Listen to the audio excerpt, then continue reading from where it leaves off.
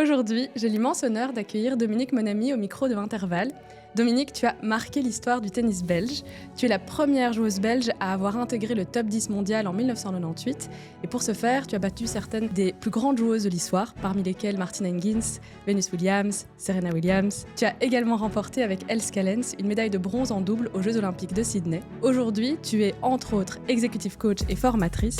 Tu accompagnes des dirigeants et des équipes sur des sujets comme la résilience mentale, la gestion du stress, l'énergie. Tu portes aussi plusieurs autres casquettes, parmi lesquelles organisatrice de tournois internationaux, commentatrice de matchs, tu as été vice-présidente du comité olympique et interfédéral belge, tu as également un podcast et puis tu es maman, je le redis, c'est un immense honneur de t'accueillir ici. Mais ce que je souhaite explorer avec toi, c'est à la fois ce qui est né de ton expérience sur le terrain, de ta carrière au plus haut niveau et les messages que tu portes aujourd'hui à travers ton expertise.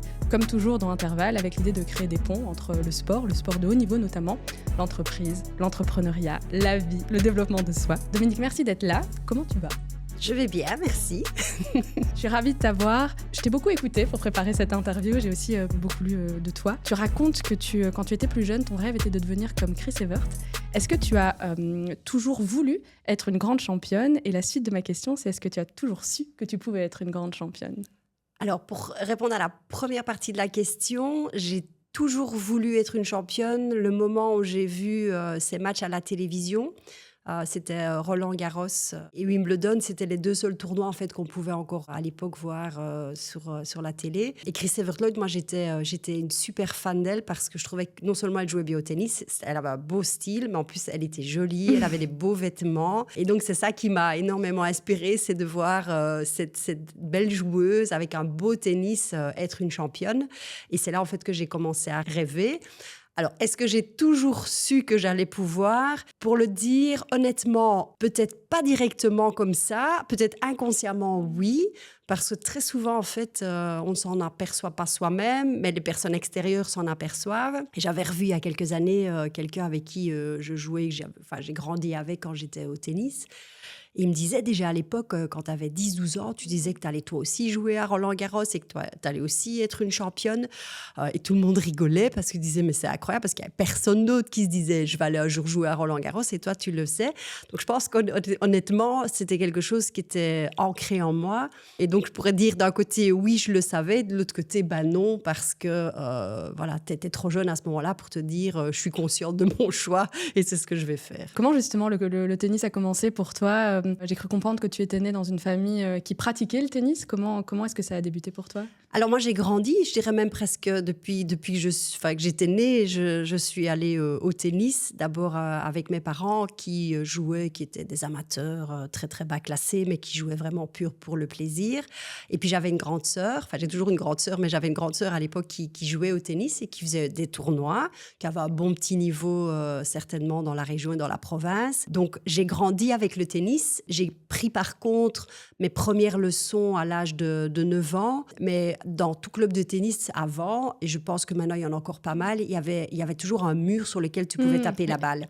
Je pense que c'est là où j'ai vraiment tapé mes premières balles, c'était contre le mur, et puis après j'ai commencé à prendre cours, et de fil en aiguille, j'ai joué des tournois, et puis j'ai continué à progresser. Je t'entendais dire que ta carrière, en tout cas le début, n'a pas été linéaire. J'ai le souvenir d'avoir entendu justement que tu avais été soutenue par la région assez rapidement, mais quand il a fallu passer au niveau national, on t'a reproché ton service. Comment, tu avais quel âge déjà à ce moment-là ? Alors là, je devais avoir 13-14 ans en fait. Donc en fait, j'ai été très vite repérée, parce que j'ai pris mes premiers cours à l'âge de 9 ans. Mon premier tournoi, c'était l'année suivante. Je battais directement quelqu'un qui était bon, enfin une joueuse qui était bonne dans la région, alors que c'était mon premier match. Donc très vite, en fait, j'ai très bien joué dans la région et donc la détection s'est faite au niveau régional et j'ai eu la chance que l'entraîneur qui est Michel Gurdal, qui est aussi entraîneur de David Goffin, qui faisait partie de la fédération régionale, m'a détecté et donc a décidé de me mettre dans le programme de détection au niveau de la région et puis de la province après, puisque je m'entraînais aussi sur Liège. De fil en aiguille, j'ai commencé à bien jouer. Ça n'a pas été évident parce qu'on n'en parle pas beaucoup, mais il y a toujours le côté francophone et le côté néerlandophone. C'est quelque chose qui existait à l'époque où parfois, ce n'était pas toujours un avantage d'être francophone et donc tu devais te battre un peu plus pour pouvoir être sélectionné. Donc ça, j'ai eu pas mal de fois où j'ai pas été sélectionnée alors que j'avais ma sélection parce que j'avais les résultats.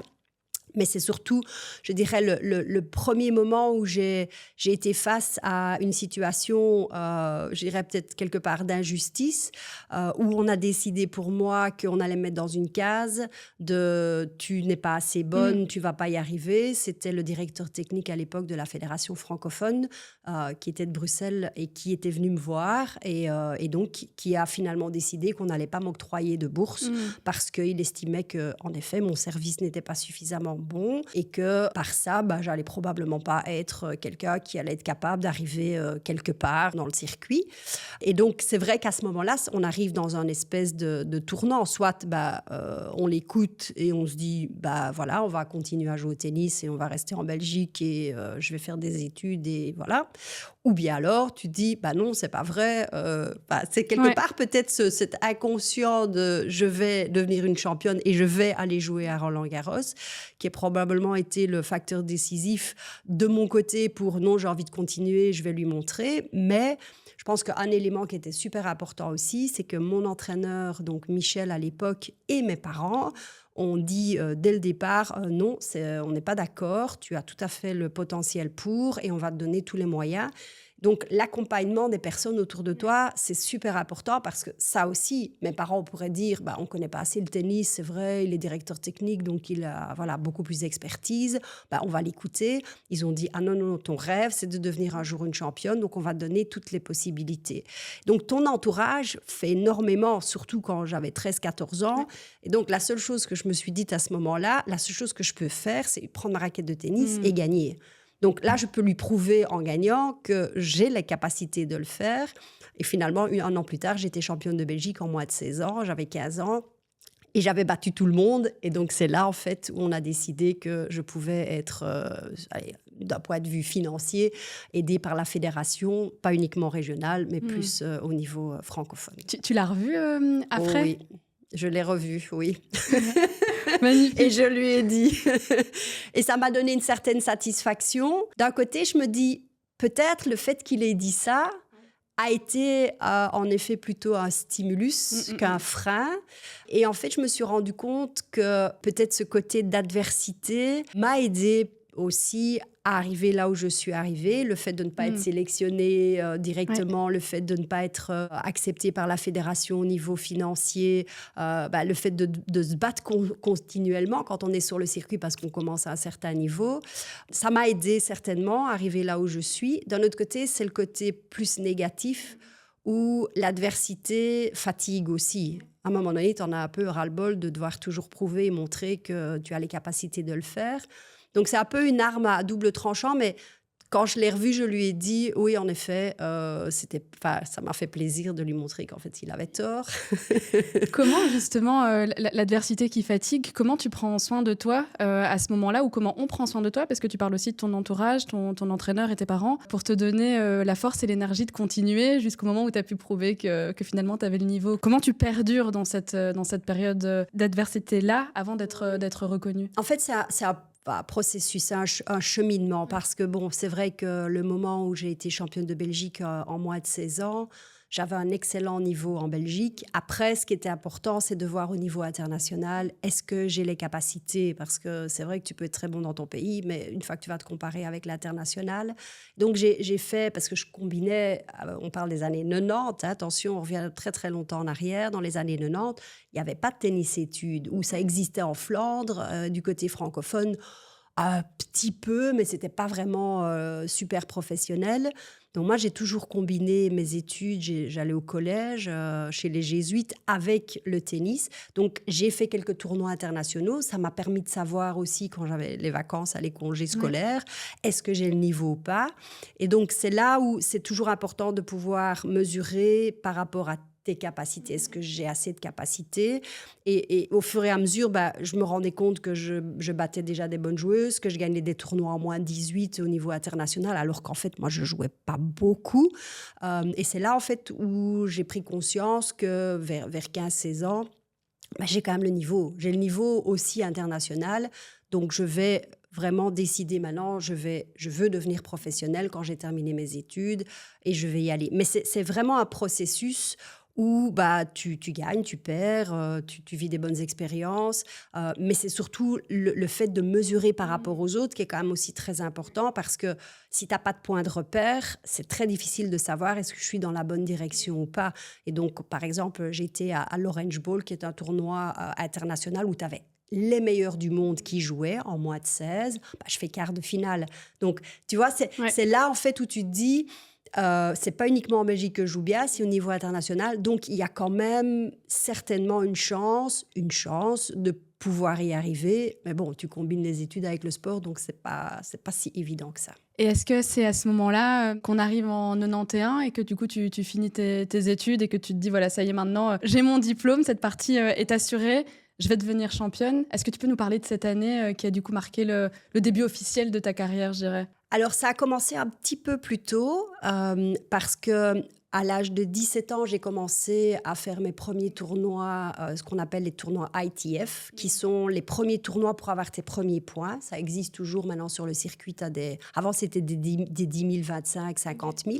Moi, j'ai commencé à faire des 10 000 à qualification, passer les qualifs. Mais ce qu'il faut savoir, c'est que le premier tournoi que j'ai gagné, mon premier 10 000 $, qui était à Coxide, bah, j'avais 17 ans, donc je n'avais pas encore fini mes études et j'en ai gagné 5 d'affilée. J'ai gagné le tournoi de Coxide, j'ai été en Italie, j'en ai gagné 2, puis j'en ai gagné 2 en Suisse. Et donc en fait, j'ai très très vite eu la chance de monter au classement.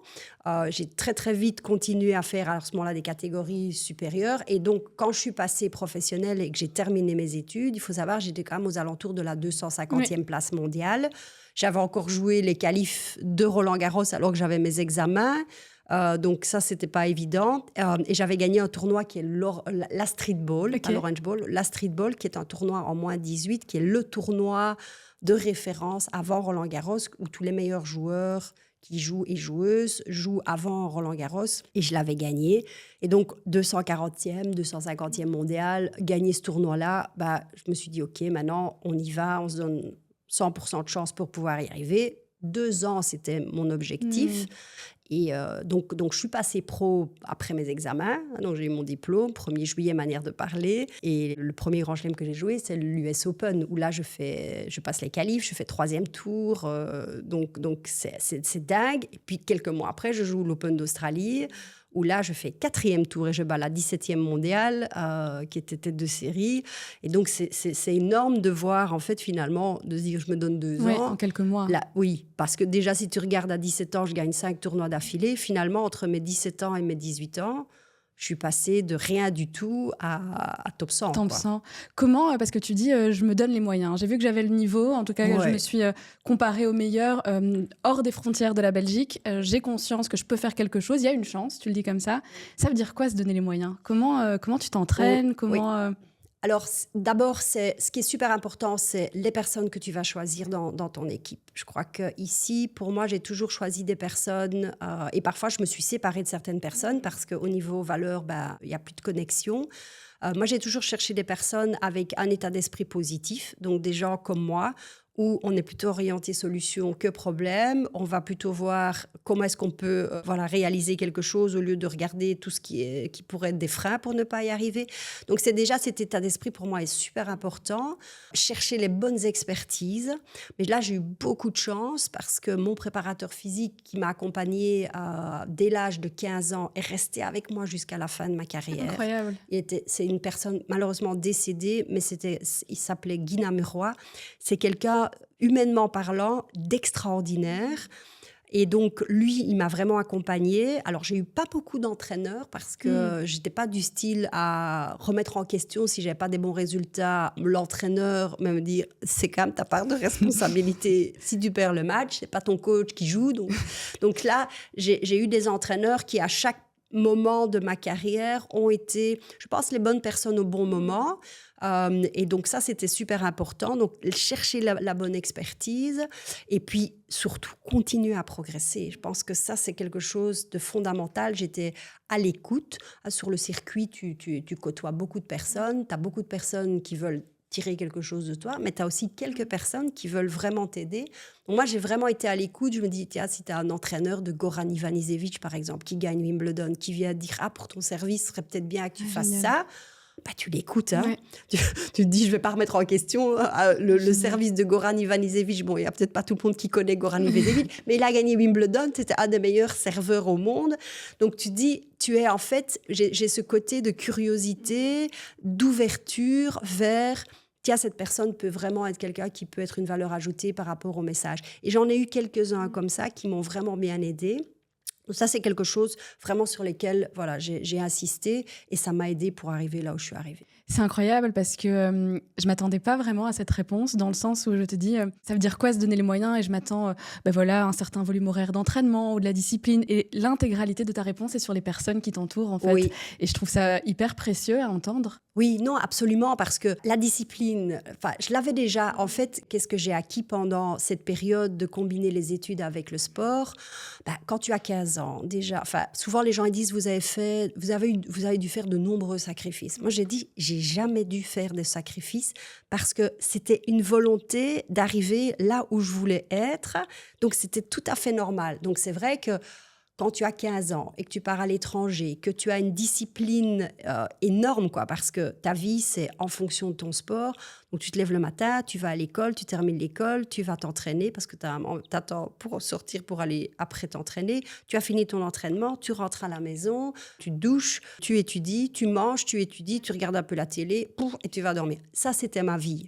Donc, ce qui fait que j'étais obligée, comme je combinais les deux, d'avoir une vie hyper structurée, super organisée, une discipline de dingue. Et donc, ça, ce sont des choses... Et surtout, tu apprends à te connaître. Voilà, tu sais aussi qu'en fonction de tes besoins, tu sais que tu ne dois pas t'entraîner de trop non plus. Je n'étais pas une joueuse qui m'entraînait beaucoup, mais quand je m'entraînais, c'était du 200%. Donc, tout ça, je dirais, je l'ai appris au fur et à mesure. Mais si tu me dis se donner les moyens, c'est vraiment humainement parlant. C'est génial. Parce que c'est ça qui va faire la différence sur le circuit. Parce que tout le monde sait jouer au tennis. Donc, à la rigueur, tu t'entraînes. Oui, tu as le niveau. Mais qui va faire que tu vas pouvoir garder ton niveau? Qui va faire que tu ne vas pas te blesser? Qui va faire que mentalement, tu es OK? Qui va faire que voilà, ça te ramène sur le bon chemin et que tu ne pars pas avec toutes tes idées? Donc, c'est l'humain qui fait beaucoup. Ouais. Je garde très précieusement cette partie de notre échange. Le reste aussi, très certainement, mais celle-ci très précieusement. Juste pour qu'on ait un ordre de grandeur, en termes de volume, ça représente quoi de volume d'entraînement quand tu es déjà à l'école? Et puis, une athlète de haut niveau, elle s'entraîne combien de temps, combien de fois? Oui. Alors, ça évolue. De nouveau, c'est toujours en fonction de quel type de jeu tu as, aussi ton physique. Oui. Donc, tu dois faire attention de ne pas trop vite saturer, de se dire, il faut que je joue beaucoup, comme ça, je vais devenir bonne. C'est un peu ce que je vois pour l'instant dans le sport, certainement dans le tennis. Tu veux trop vite être trop bon trop tôt. Et en fait, moi, je dis toujours, tu dois être bon à l'âge de 18 ans. Tu ne dois pas être bon à l'âge de 14 ans. Et donc, parfois, je me dis, tiens, les volumes d'heures d'entraînement des jeunes, même de 10, 11 ans, de 20 heures par semaine, c'est ce que je faisais quand j'avais 17, 18 ans. Donc là, j'étais déjà à maturité physique. Donc, de nouveau, je ne compare pas tout parce que je n'étais pas une joueuse qui devait jouer beaucoup pour bien jouer. Donc là, j'étais très attentive. Mais c'est important, certainement dans les sports encore plus individuels, de bien voir par rapport à l'athlète qu'est-ce que tu dois mettre en place pour qu'il soit dans les meilleures conditions. Donc moi, j'ai évolué. Au début, j'avais des cours collectifs, j'avais 2 heures de cours privés par semaine, je jouais avec tout le monde. En fait, je jouais beaucoup plus pour m'amuser avec tout le monde. Et puis, au fur et à mesure, tu mets un peu plus de structure, tu as les entraînements avec la fédération. Donc, c'est pas que tu t'entraînes toute la semaine, tous les jours. Donc, généralement, tu t'entraînes 6 jours sur 7 à 1 jour de repos, qui est super important pour pouvoir aussi déconnecter. Mais le volume d'heures que j'avais, en moyenne, je m'entraînais 3 à 4 heures par jour. Et parfois, c'était même 3 heures de conditions physiques et 1 heure de tennis. Donc, ça, c'était environ... Donc, on tourne aux alentours de 24-25 heures par semaine, tout compris.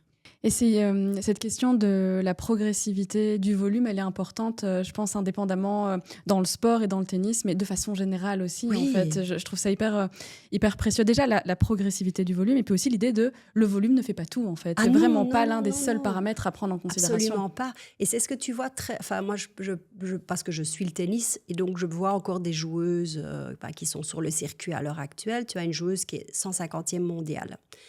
Et cette joueuse-là, ça fait déjà des années qu'on dit « Oh, elle va être super bonne » parce qu'à l'âge de 13-14 ans, elle était super bonne. Mais bon, qu'est-ce qu'elle faisait? Elle faisait jury central, elle n'allait plus à l'école normalement, donc elle ne faisait que s'entraîner et que faire des tournois. Donc, c'est vrai qu'à ce moment-là, tu dis « Waouh, elle est géniale », mais tu arrives déjà à un système où, quand tu es professionnel, t'en es là. Oui. Et donc, c'est vrai qu'à un moment donné, tu arrives à saturation, tu arrives à ton sommet, tu sais pas t'entraîner plus. C'est pas possible. Et donc, tu vois là que c'est une joueuse qui, pour l'instant, stagne et n'arrive pas à passer le cap. Et comme on dit, on est déçu parce qu'on aurait toujours pensé qu'elle serait arrivée beaucoup plus tôt. Mais non, parce qu'elle a trop vite, trop joué, trop fait. Alors qu'en fait, moi, je trouve qu'une évolution, ça doit être au niveau stabilité, même, je pense, émotionnelle et mentale, d'avoir encore ce côté de la société, parce que c'est super important, de dire, je peux encore aller une fois, aller à une fête chez des amis, j'ai fait ça, oui, j'ai bu aussi à un moment donné un verre, à dépasser les 16 ans. À l'époque, tu pouvais boire un verre ou dépasser les 16 ans. J'ai fait tout ça parce que c'est super important aussi de garder un lien avec ce côté social, parce que tu as besoin de ça, sinon tu perds tes repères et finalement tu es complètement isolé avec ton tennis. Et le problème, c'est qu'à un moment donné, tu satures dans tout. Et donc ça, c'est super important. J'ai l'exemple, ou en tout cas les références plutôt en course à pied, parce que moi je cours, je fais pas de tennis, et j'entendais beaucoup de coachs qui disaient il faut pas activer tous les leviers en même temps, parce que sinon très rapidement tu arrives justement à saturation et tu as déjà tout exploré. Ouais. Et donc c'est peut-être au début un petit peu le volume, et puis après la nutrition, et puis après le sommeil, et puis après les chaussures. Ouais. Mais que si tu mets tout en place ta première année de course, ta marge de progression, elle va être beaucoup plus limitée dans le temps. Et donc c'est ce que tu dis d'une certaine façon, c'est... Si tu mets tout et que tu optimises tout à 16 ans, qu'est-ce qui reste à 20, 25, 30 quand, Oui, puis tu risques surtout, je pense, mentalement, de devenir aussi usé. Parce que tu as tellement tout fait, tout vite, tout le temps, que c'est fatigant, cette répétition constante. Et donc, c'est ça, pour que je dis le côté curiosité. Et c'est un truc que tu vas souvent voir chez les sportifs de haut niveau, c'est la diversité. Oui. C'est super important que tu n'as pas tous les jours les mêmes entraînements, parce que sinon, tu en as juste ras-le-bol. Ça m'est arrivé une fois ou deux avec un entraîneur qui était à la fédération de tennis, qui m'entraînait parce qu'il faisait partie d'un groupe. Je savais à l'avance que j'allais avoir comme entraînement. Pour moi, ça me tuait mentalement parce que je n'étais pas du tout motivée. Je savais déjà, tu sais, tu fais le premier exercice, tu savais, OK, maintenant on va faire les revers croisés. Ah oui, maintenant on va faire les revers long la ligne. Ah oui, maintenant. Et je dis, non, moi j'adore justement ce côté. Pour ça, la curiosité d'apprendre, de dire, OK, on va faire un petit exercice spécifique. On vient juste de voir que quand tu as une balle courte, que tu arrives à sauter sur ta jambe pour prendre un peu d'accélération au niveau des bras. Tout ça, en fait, garder ce côté d'excitation, d'apprentissage. Mais si tu fais tout le temps la même chose et comme tu dis, tu fais tout, là, t'en as ras-le-bol, quoi. Et puis, je pense ça doit aussi... En tout cas, d'avoir de la diversité doit contribuer aussi à la plasticité cérébrale. De te dire, je sais pas ce qui va m'arriver à l'entraînement et je dois y répondre. Et c'est ce qui se passe aussi en match dans tous les cas. Complètement. Alors, tu as naturellement toujours ta structure qui est importante d'avoir parce que tu as besoin d'avoir ta base pour que tu continues à entraîner ta base. Parce qu'il faut pas oublier une chose, c'est que tu dois continuer à progresser. Même si tu connais, OK, je suis bonne en coup droit, c'est pas pour ça que tu dois laisser ton coup droit et que tu dois uniquement faire des revers. Donc, tu dois garder ta base, mais tu dois, à côté de ça, additionner tous des éléments qui peuvent peaufiner un peu plus ton niveau. Et donc, c'est là, en fait, ce côté de diversité, flexibilité qui est essentiel parce que dans un match de tennis, tu sais pas comment ça va se passer. Tu sais jamais à l'avance et tu dois avoir cette capacité de t'adapter à chaque point parce que le tennis, qui est un peu plus spécifique par rapport à d'autres sports, c'est chaque point... tu dois remettre le compteur à zéro. Et donc, tu dois être capable de pouvoir t'adapter systématiquement à la situation. Et puis, tu sais pas, tu gagnes le premier jeu, tu perds le premier jeu, tu perds le premier set, tu gagnes le premier set. Donc, tu dois avoir cette capacité d'adaptation. Et donc, si tu rentres dans un moule de standardisation, ça marche pas. Ça fonctionne pas. J'ai une dernière question. On va revenir sur la chronologie de ta carrière parce qu'on on est parti de 91 ou quelques années avant et on va faire un bond en avant pour arriver en 98. Mais j'ai une dernière question sur l'entraînement ou la structure d'apprentissage, je ne sais pas très bien comment le nommer. Tu viens de dire, si tu es bonne en coup droit, par exemple, tu dois continuer à travailler ton coup droit. Tu dirais que ce qui fait les meilleurs, c'est de travailler leurs forces ou de travailler leurs faiblesses, justement? Est-ce qu'on devient bon en étant très, très bon quelque part ou en étant moins mauvais là où on était moins bon initialement? Je pourrais te poser la question, qu'est-ce que toi tu penses? Moi, je pense tout à fait qu'il faut devenir très bon là où on est bon. Exactement, parce que c'est avec tes forces que tu gagnes. Donc, tu dois en être conscient. Ça, c'est ce que je dis aux gens. Vous devez savoir quelles sont vos forces. Parce que si tu ne le sais pas, quand tu arrives dans une situation difficile, qu'est-ce que tu vas faire? Ouais. Moi, je savais très bien que j'étais bonne dans plein de choses. Il y avait aussi des choses où j'étais pas bonne ou moins bonne. Et donc, tu entraînes tes forces pour que tes forces restent optimales. Mais en parallèle et en synergie, tu vas forcément entraîner et améliorer pour que ça devienne moins mauvais. Jusqu'à ce que tu arrives à un niveau où tu sais, OK, mon revers n'a jamais été mon poids hyper fort. Je savais qu'avec mon coup droit, c'est là où je faisais mal à l'adversaire. Mais en coup droit, je pouvais aussi à un moment donné rater. Donc, j'avais besoin d'avoir un revers qui qui était moins agressif, mais qui était plus une protection, parce que je savais que j'allais faire moins de fautes. Mais c'est vrai que j'allais faire moins mal avec mon revers qu'avec mon coup droit. Et donc, c'est là, en fait, où c'est bien de dire, tiens, je continue à travailler mes forces, mais en synergie, je continue à améliorer les points pour que ça devienne des points moins faibles qu'avant, jusqu'à un moment donné, tu arrives, au plus haut niveau, tu sais tout faire, quoi. Je vois déjà plein de parallèles avec l'entreprise, l'entrepreneuriat, mais vraiment connaître d'abord ses forces et ensuite capitaliser dessus. Absolument. Si on fait un bond, parce que du coup, on arrive en 91, tu entres en quelques mois dans le top 100 alors que tu avais le projet de mettre 2 ans pour y arriver. Je vais passer un peu vite sur 91-98 parce que c'est en 98 que tu atteins le top 10. Qu'est-ce qui se passe cette année? Pourquoi pas comme ça, parce qu'il s'est passé 7 ans, mais comment tu arrives dans le top 10? Alors, le top 10 est arrivé peut-être en 97. Le 97 a été l'année déclic pour moi. L'année déclic où j'avais pas encore battu une joueuse du top 10 mondial, ce qui reste quand même toujours... et c'est souvent quand tu entends les joueuses, et si tu regardes les statistiques, cette joueuse a battu autant de joueuses du top 10, ou elle n'a pas encore battu des joueuses du top 10. Parce que le top 10, plus tu montes au classement, en fait, plus la balle revient. Battre une top 10, c'est symbolique. Donc, j'avais pas encore battu de top 10. J'avais encore, je pense, une espèce de frein où je pensais pas que j'étais suffisamment en confiance pour être capable de battre quelqu'un de bon. Et chez moi, le déclic s'est passé, en fait, quand j'ai battu au 3e tour à l'Open d'Australie en 97, Arantxa Sanchez, qui était 2e mondiale sur le court central, 8-6 au 3e. Un match de dingue. Enfin, ça a été pour moi le moment où il y a eu dans ma tête un déclic et me dire, si je la bats, je peux les battre toutes. Donc ça, c'est un truc où tu dis, tu mets ta cape de Wonder Woman et c'est vraiment ça, quoi. Tu dis, OK, c'est bon là.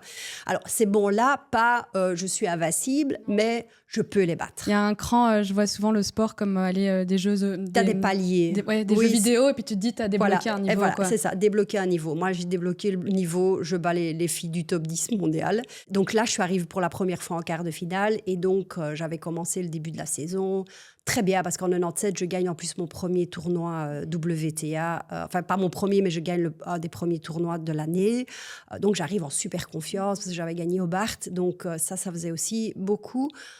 Et donc, je termine la saison pour une première fois dans le top 20 mondial. Mm-hmm. Donc là, je commence la saison 98, top. Je gagne le tournoi d'Auckland. Je fais que des super bons résultats. Parce qu'en fait, finalement, qu'est-ce qui fait que tu arrives dans le top 10? C'est que tu es constant dans tes résultats dans les gros tournois. Donc, ma tête, c'était de dire, je dois faire au minimum ça comme résultat dans chaque tournoi. Et là, je fais un carton. Je fais des finales dans des tournois avec des super bonnes joueuses. Je bats plein de super bonnes joueuses. Et je monte au fur et à mesure au classement jusqu'à ce que j'arrive à Wimbledon. Je pense que je devais être 12e ou 13e. Et là, je joue Nathalie Tauziat. Et si je gagne ce match, je passe dans le top 10. Et je perds 6-4. Au 3e, je mets 4-3, break, et je perds. Donc ça, parfois, tu as des opportunités, peut-être on reverra là-dessus, des opportunités où tu dis, ça, c'est une opportunité que j'ai prise et ça m'a permis de passer. Et là, j'ai eu des opportunités que je n'ai pas réussi à prendre. Bien évidemment, quand tu joues à un match de tennis, ça ne dépend pas que de toi. Où là, je dis, j'ai des regrets parce que si je l'avais fait, de nouveau, on ne vit pas au conditionnel, mais si je l'avais fait, ça m'aurait permis d'arriver là. Donc, je perds. J'avais encore une petite chance si elle n'arrivait pas en finale de Wimbledon. Malheureusement, c'est la seule fois qu'elle est arrivée en finale, c'est cette année-là. Donc, ça n'a jamais été un objectif, hein, pour revenir un peu sur notre conversation, ça n'a jamais été un objectif en soi, mais quand tu t'approches du top 10, tu te dis, il y a peut-être il y a peut-être moyen là, en effet, parce que les résultats sont là et je bats en effet toutes les meilleures. Et là, j'ai vraiment eu, alors de la chance et pas de la chance, mais cette opportunité par contre positive où quand j'avais joué l'US Open, la semaine d'après, j'avais joué au Japon, je suis tombée malade, j'ai dû abandonner, j'ai décidé de ne pas jouer la semaine suivante qui était le tournoi de Filderstadt. Et là, en fait, c'était le tournoi où tu avais, sur les 20 joueuses, premières joueuses mondiales, tu en avais 18 sur 20 qui participaient, sauf moi et Monica Seles. Et donc, le directeur du tournoi voulait absolument que je vienne jouer. Donc, comme je m'étais désinscrite, la seule opportunité, c'était d'avoir une invitation. Donc, il dit, tu auras l'invitation, on donne l'invitation, tu peux commencer mardi, comme ça, tu te reposes. Et donc, j'ai décidé d'aller quand même, malgré tout, jouer ce tournoi. En me disant, OK, parce que c'est Porsche Filderstadt, donc c'était le tournoi, tu vois, où tu pouvais choisir ta voiture, tu avais une belle voiture, tu recevais des cadeaux. C'est le tournoi, en fait, que tu ne veux pas rater dans l'année. Donc, j'avais un peu... Parce que tu étais blessée, c'est ça, tu étais malade? En fait, j'étais malade. Ouais. J'étais malade. Donc là, j'étais suivie par un médecin qui m'avait donné de la vitamine C. Enfin, ils m'ont vraiment aidée pour essayer de me mettre dans les meilleures conditions. Donc moi, rien à perdre. De toute façon, on va voir ce qui va se passer. Je gagne mon premier tour, je me sens bien, super bien. Je gagne mon deuxième tour, je bats Venus Williams, qui était 5e mondiale à l'époque. Donc, elle était déjà très, très forte, 6-2, 6-1. Donc, un match de dingue parce que c'était le match, je suis rentrée sur le terrain, je me suis dit, Dom, allez, tu fermes les yeux, tu tiens ta raquette très fort et tu tapes dans tout.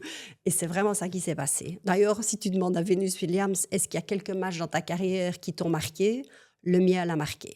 Parce qu'elle a été, en fait, elle a été ridicule pendant le match parce que j'ai joué un truc de dingue. Et en quart de finale, je joue Martina Hingis. Et là, c'est Martina Hingis qui rentre dans les vestiaires. Je suis en train de me faire réchauffer. Martina Hingis va chez le kiné, demande d'avoir un bandage au niveau de la cheville. Et je me dis, toi, ma fille, tu vas courir comme tu n'as jamais couru. 2h30 de match aussi, super long. Et je gagne ce match contre la numéro 1 mondiale. Et donc, en fait, si je reviens sur l'idée de top 10 mondial, est-ce que ça a été un objectif à la base? Pas tout de suite dans un premier temps, mais quand tu te rapproches, tu vois, quand tu es 13, 12, 11, tu te dis, ce serait peut-être bien. Ouais. Mais ça n'a pas été vraiment pour moi dire, voilà, ça c'est mon objectif final. Mais c'est devenu en fait en cours de route un objectif ou un sous-objectif de ma saison en 98. Et donc je suis passée grâce à cette victoire top 10 mondial. Ce qui était dingue, c'est qu'en fait je bats la numéro 1 mondiale qui perd sa place de numéro 1 mondiale. Lindsay Davenport qui était numéro 2 devient donc le coach après. On va vous offrir un verre parce que grâce à toi elle passe numéro 1 mondiale. Partout dans le monde, CNN, enfin tout, parce que ça faisait des semaines, des mois qu'elle était numéro 1 mondiale, sauf en Belgique. Oh, waouh! En Belgique, alors aussi, on l'a communiqué, mais il n'y a pas eu de reportage, pas d'image, rien du tout. Donc, la semaine d'après, ils étaient là. Mais je bats donc Martina Hingis et je rentre dans le top 10 mondial. Donc, je peux dire que je suis rentrée dans le top 10 mondial par la grande porte parce que je bats la numéro 1 mondiale, quoi. Et tu dis l'objectif est devenu plus clair à partir du moment où tu as su d'une certaine... En tout cas, tu t'en rapprochais. Oui, il s'est clarifié au fur et à mesure. Et puis, tu dis, à partir du moment où j'ai gagné pour la première fois une des joueuses du top 10, là, quelque chose s'est débloqué en moi, où je me suis dit, j'étais capable. Comment tu l'as gagné? Si on revient à ce match en 97, qu'est-ce qui fait que tu la gagnes cette fois-ci? Je pense que là, j'ai été dans ce qu'on appelle la zone, à un moment donné. Je ne l'ai pas vécu beaucoup. Parce que souvent, on en parle dans l'entreprise, d'être dans le flow, dans la zone. Mais ça, c'est quand même encore très différent. C'est pas dire je me mets dans les meilleures conditions, tu vois, je fais dans ma bulle, je fais ma répétition et j'arrive à me concentrer. Ici, ça m'est arrivé à un moment donné, sans m'en apercevoir. C'est difficile entre-temps, ça fait très longtemps, mais c'est difficile de pouvoir décrire exactement comment tu te sens, mais j'avais, à la fin de la rencontre, c'est là où j'ai joué incroyablement bien, j'avais cette sensation, le stade n'existait plus. C'était moi et la balle. Donc, j'avais aucune notion du temps, aucune notion de l'adversaire, aucune notion de l'heure, rien du tout. J'étais en symbiose totale avec la balle et je me sentais super invincible. J'aurais pu courir encore des heures, j'aurais pu encore... Et je sentais vraiment que j'avais cette force en moi qui est toujours d'ailleurs inexplicable, qui m'a fait réussir et gagner le match. Et tu peux le travailler, tu peux travailler cette zone ou comment on la travaille? Parce que j'imagine que c'est un mélange de focus, de pleine présence, de confiance. Il y a à mon avis, tu as plein de petits éléments que si tu les mets au bon endroit, au bon moment, tu y arrives. On peut arriver à créer ce flow. Souvent, j'en parle dans les sociétés, les gens demandent comment est-ce qu'on peut... C'est pas quelque chose, tu vois, un interrupteur on-off, ce serait trop beau, quoi. Ce serait trop facile. Certainement, ce que tu ressens, tu peux te mettre dans les meilleures conditions et arriver avec ta tâche, je dirais, faire un. Mais ça, c'est juste un truc surréaliste parce que tu as plein... Je veux dire, c'est l'aspect physique, c'est l'aspect mental, c'est l'aspect émotionnel. Parce qu'en fait, j'ai revu des images. Le moment où je gagne le point, où je me rends compte, c'est fini... Et le moment où je lève les bras, c'est pas tout de suite. Il y a une ou deux secondes où je sors en fait de ça et je réalise, je l'ai fait. Et tu vois ma tête que c'est un truc de dire incroyable, quoi. J'ai l'impression que tu décris à la fois toutes les conditions qui dépendent de toi étaient là et en même temps les astres se sont alignés aussi parce que tu l'as dit plusieurs fois, tout ne dépend pas de nous non plus. Là, j'ai vraiment l'impression que c'est le match où... tout s'est mis en place. Tout s'est mis en place. Même chose avec Hingis. Pareil, tout s'est mis en place. Même chose avec Venus Williams. Tout s'est mis en place. Et je peux dire, j'ai été à la recherche de ça. Une fois que tu as eu cette sensation, tu te dis, j'ai envie de la revoir. Mais je ne l'ai pas eu. Tu ne l'as pas tout le temps. Tu peux essayer de l'avoir. Ça dépend un petit peu. Je pense que le plus souvent que je l'ai ressenti, et ça peut paraître très bizarre, c'est... pas d'attente, malade, et parce que tu es malade, ou parce qu'en fait, ce qu'il faut savoir, quand j'ai gagné ce match contre Arantxa Sanchez, même chose avec Martina Hingis, j'étais malade ou j'étais blessée. Donc, Arantxa Sanchez, j'avais une déchirure au niveau des abdos de 2 cm, et j'ai joué encore après ça 2 matchs. Et en fait, le fait d'être malade et de blessée, finalement, je suis rentrée dans une situation où j'ai concentré l'essentiel, de garder un maximum mon énergie pour mettre uniquement le focus sur qu'est-ce que je dois faire ici pour pouvoir y arriver. Et en fait, les fois où j'ai extrêmement bien joué, j'étais, comme je disais, soit malade, soit blessée. Et si tu demandes à des sportifs, parce que j'ai eu l'occasion aussi d'en interviewer, par exemple Thomas Pieters, qui est un golfeur qui est excellent, il a dit exactement la même chose et j'ai encore entendu d'autres sportifs.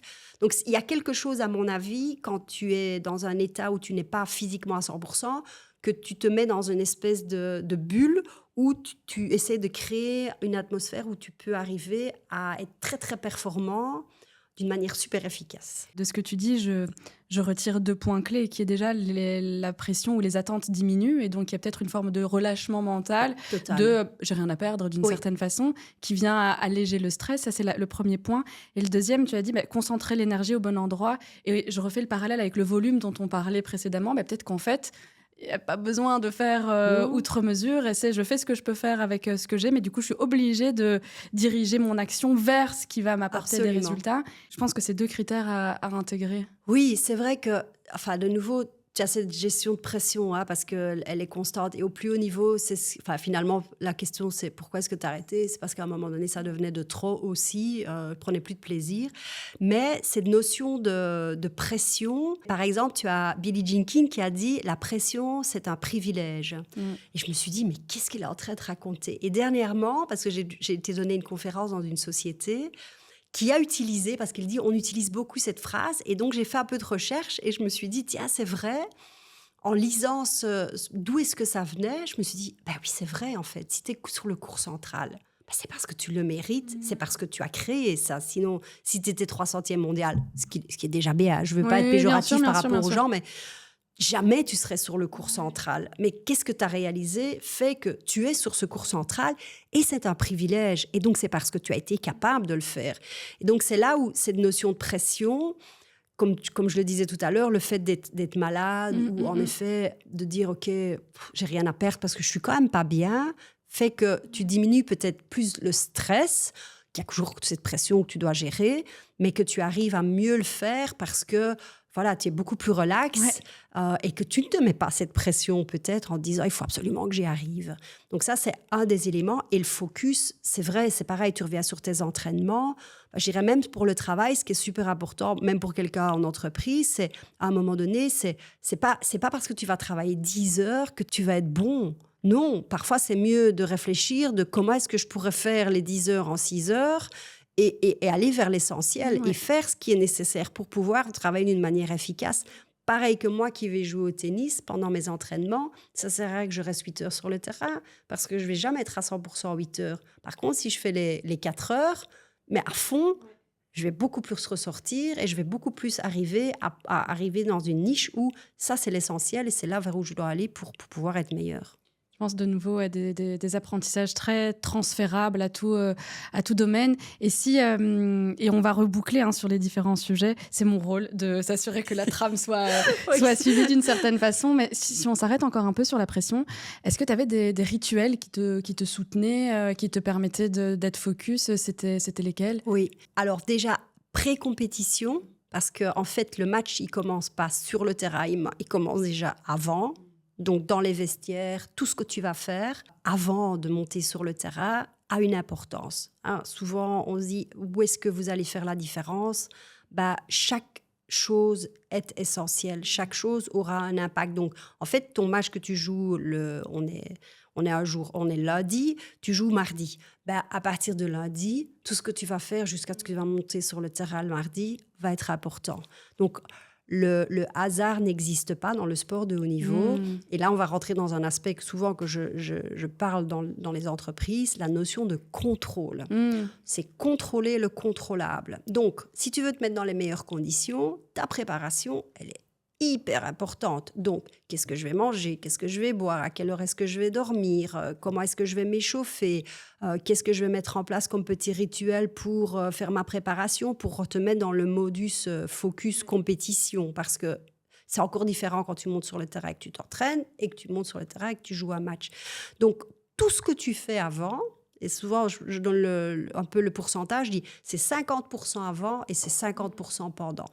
Parce que le avant va te permettre de te mettre dans les meilleures conditions. Donc, au mieux tu es préparé, au plus de chances tu te donnes.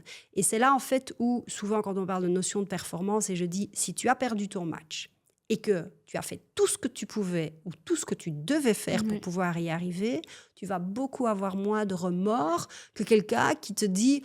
Ah ouais, non, si j'avais mangé peut-être 1 heure plus tôt, si j'avais été dormir un peu plus tôt, ou si j'avais peut-être bu avant, comme ça j'aurais évité, tu vois, m'hydrater avant pour éviter les crampes, ou si j'avais peut-être mis mon casque avec ma musique, tu vois. Ça, je dis, là, tu as raté quelque chose.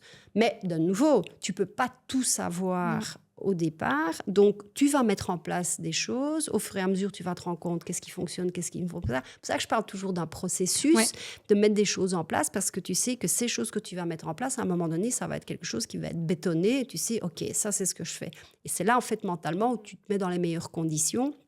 Donc, j'avais des rituels, très certainement, mais pas des tics et des tocs, mais j'avais des rituels, je faisais super attention à quelle heure est-ce que j'allais dormir, qu'est-ce que j'allais manger, qu'est-ce que j'allais boire, parce que souvent les gens ils disent, oui, mais avant un match comme ça, quand tu joues en Australie, tu mangeais quoi? Tu veux pas savoir parce que c'est dégueulasse en fait. C'est les pommes de terre bouillies avec du poulet qui est cuit à la vapeur, tu mets un petit peu de sel, avec un peu, après tu manges un peu des pâtes, tu ne manges pas de sauce parce que ça irrite, donc tout ce que tu fais, en fait, a un impact sur le résultat final. Et donc, c'est là où tes rituels d'avant-compétition sont super importants et les rituels pendant la compétition aussi, parce que c'est ça qui va te permettre de diminuer la vapeur. Donc, moi, c'était chercher la serviette. Oh! J'allais chercher ma serviette régulièrement. Dans les moments de haute pression, et ça, c'est souvent un truc... si tu as l'occasion de voir du tennis, ou les gens qui vont nous écouter ou nous voir... Si vous avez l'occasion de regarder un match de tennis, regardez ce que les meilleurs joueurs font dans les moments importants. 9 sur 10, ils vont chercher leur serviette. Parce qu'en fait, qu'est-ce que tu fais avec une serviette? Tu vas chercher ta serviette, tu t'essuies, tu remets ta serviette, tu te remets à l'emplacement, soit de servir, soit de recevoir. Tout ça, tu contrôles. Donc, ta serviette, c'est le moment en fait où tu te reconnectes avec toi-même et te permet, surtout dans les moments de haute pression, de diminuer. Et ça, c'est quelque chose que je faisais beaucoup. À l'inverse, tu dois voir ceux qui n'utilisent pas justement cette technique-là. Quand tu as cette pression qui est présente ou c'est une situation de stress, s'il commence à accélérer, là, tu dis, ça c'est mal barre. Et une joueuse chez qui tu le voyais très, très fort, c'est Kim Clijsters. Quand tout allait bien, pas de problème. Dès qu'elle commence à accélérer, tu voyais elle rater un point ou deux, tu vois qu'elle commence à s'énerver, tout commence à s'accélérer. Et généralement, c'est là où le moment où tu dis ça va pas être bon. Et ça se confirmait. La recommandation, c'est donc quand on se voit monter en pression et perdre le contrôle, c'est de prendre un pas de recul pour remettre du contrôle dans le contrôlable et donc se remettre en position de... changer l'énergie intérieure. Quoi. Absolument. Alors, tu peux le faire de plein de manières différentes, mais le plus important, c'est de t'apaiser. Parce que c'est quand ça devient stressant ou tu es sous pression intense, tu vas te rendre compte que tu vas commencer à tout accélérer. Et le problème, c'est que mentalement, tu ne vas plus garder les idées claires. En fait, tant que tu restes logique, tant que tu arrives à garder une idée claire de c'est quoi ma prochaine action, pas de souci. Mais le problème, c'est que quand tu commences à être sous pression à la fameuse balle de match que tu vas jouer pour une médaille olympique, tu te calmes. Parce que si tu ne le fais pas, tu vas être super excité. Et puis où est-ce que je devais servir? Qu'est-ce que je devais faire? Et donc, c'est dans la précipitation, généralement, qu'on commet les erreurs. Donc, en fait, c'est plus je suis calme, plus je suis connectée avec moi-même, plus je me donne des chances d'y arriver. Parce que bien évidemment, tu as ton adversaire en face, tu ne sais pas ce qu'elle va faire. C'est oui, dans ces moments-là, c'est pas le plus ou le plus vite, c'est vraiment l'espace de recul et presque ralentir une demi-seconde pour retrouver de la lucidité et de la clarté mentale. Tu pourrais dire c'est ralentir pour mieux accélérer. Ouais, c'est vraiment ça. Tu as déjà voulu être numéro 1 mondial du coup? Et est-ce que tu as cru que tu pouvais y arriver?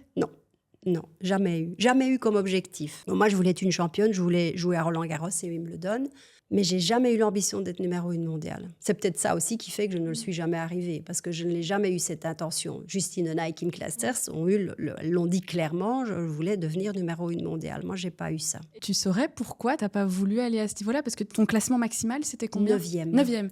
Ouais, pourquoi Je ne sais pas. Ça, c'est quelque chose que je ne sais pas expliquer. Mais tout est parti, bien évidemment, de devenir une championne. Maintenant, la définition d'une championne, c'est déjà jouer Roland-Garros et Wimbledon. C'est incroyable. Moi, j'avais aucune idée des classements, tu vois. C'est pas quelque chose que j'avais en tête de me dire « Ah oui, elle est sans doute première ou deuxième mondiale. C'est pour ça que je veux être comme elle. » Non, moi, je voyais Chris Evert qui jouait contre Martina Navratilova en finale à Roland-Garros. Et l'idée de jouer à Roland-Garros, c'était pour moi, ça, c'était une championne. Et donc, c'est de là qu'est parti ce rêve qui est devenu une réalité. Mais comme je dis, qui n'a jamais été à la base, je dirais, mon but de devenir première ou deuxième mondiale. Et c'est intéressant de t'entendre dire, c'est peut-être en partie parce que je ne le voulais pas que j'y suis pas arrivée. Cette corrélation, elle est hyper intéressante. Mais de fait, tu as été une grande championne. Est-ce que tu pourrais puis tu es une grande championne, tu peux nous parler de ton meilleur souvenir sur le terrain? Mais les Jeux Olympiques restent pour moi le plus beau souvenir que j'ai. Parce que c'est pas toujours évident. Souvent, on pose des questions comme ça aux sportifs et dire il y en a beaucoup. C'est vrai que je pourrais en citer Martina Hingis, bien évidemment. Mais la médaille olympique reste quand même quelque chose de très différent. Pourquoi? Parce que, en fait, à côté du tennis, les Jeux Olympiques, c'est quelque chose que j'ai toujours suivi. Donc moi, j'ai là en mémoire les Jeux Olympiques. Dans ma tête, c'est Los Angeles en 84, tu vois, où j'ai découvert pour la première fois les Jeux Olympiques, où j'en ai une bonne mémoire. Et le fait de monter sur ce podium, déjà, Florence Griffith-Joyner, qui était cette Américaine avec ses longs ongles, qui était médaillée d'or, et puis monter sur ce podium, je trouvais ça phénoménal, quoi. Enfin, je pleurais chaque fois que maintenant, je pleure quand je vois quelqu'un qui fait son speech ou quelqu'un... Parce que je sais, Noskova, là, qui vient de gagner, j'ai pleuré du début jusqu'à la fin quand elle a fait son speech, et encore plus quand elle a parlé de sa maman. Mais l'idée de monter sur ce podium, c'est juste... c'est énorme en tant que sport. Ça bat tous les records.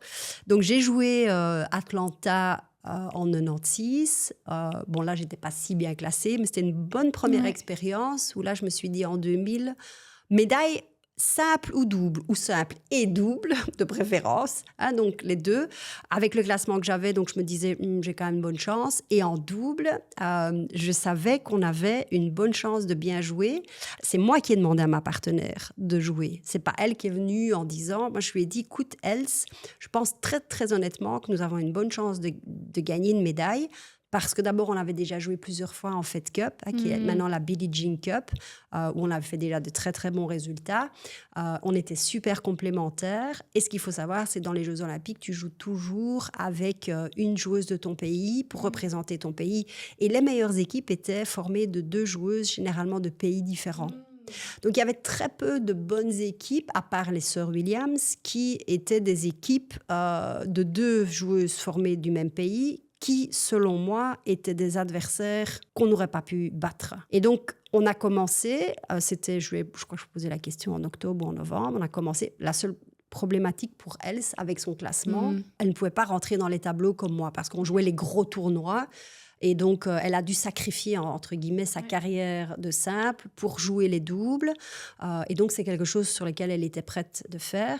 Et c'était un projet. Donc, on a vraiment mis en place un projet où on a dit, on va prendre le temps pendant 1 an parce que tu dois te qualifier. Et en fait, on a eu très, très vite des très, très bons résultats. C'est le moment, en fait, quand on a remporté cette médaille. Ça me fait rire parce que j'avais vu, avant de monter sur le terrain, il y avait la remise des prix pour les médaillés de double hommes, juste avant qu'on monte sur le terrain. Et je connaissais très, très bien Alex Corretja, qui est un Espagnol avec qui j'avais des super bons contacts, qui était sur ce podium. Et j'ai dit, je veux être là.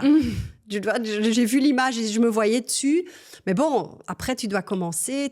On jouait quand même contre des joueuses dont une des 2 était numéro 1 mondiale en double. Donc, c'était pas facile du tout. C'était faisable.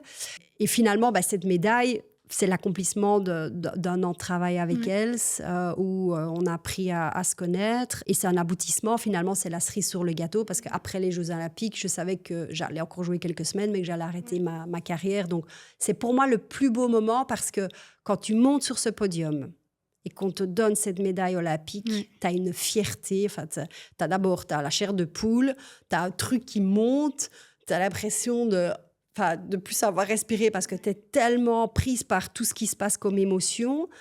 Oui, c'est la plus belle, je dirais, expérience émotionnelle de ma carrière que j'ai eue et c'est pour la vie. Et ça, on se parle du coup de la médaille de bronze au JO de Sydney en 2000. Et justement, c'est une transition parfaite sur le double. Et tu me dis, on a vu ça comme un projet et on l'a construit pendant 1 an.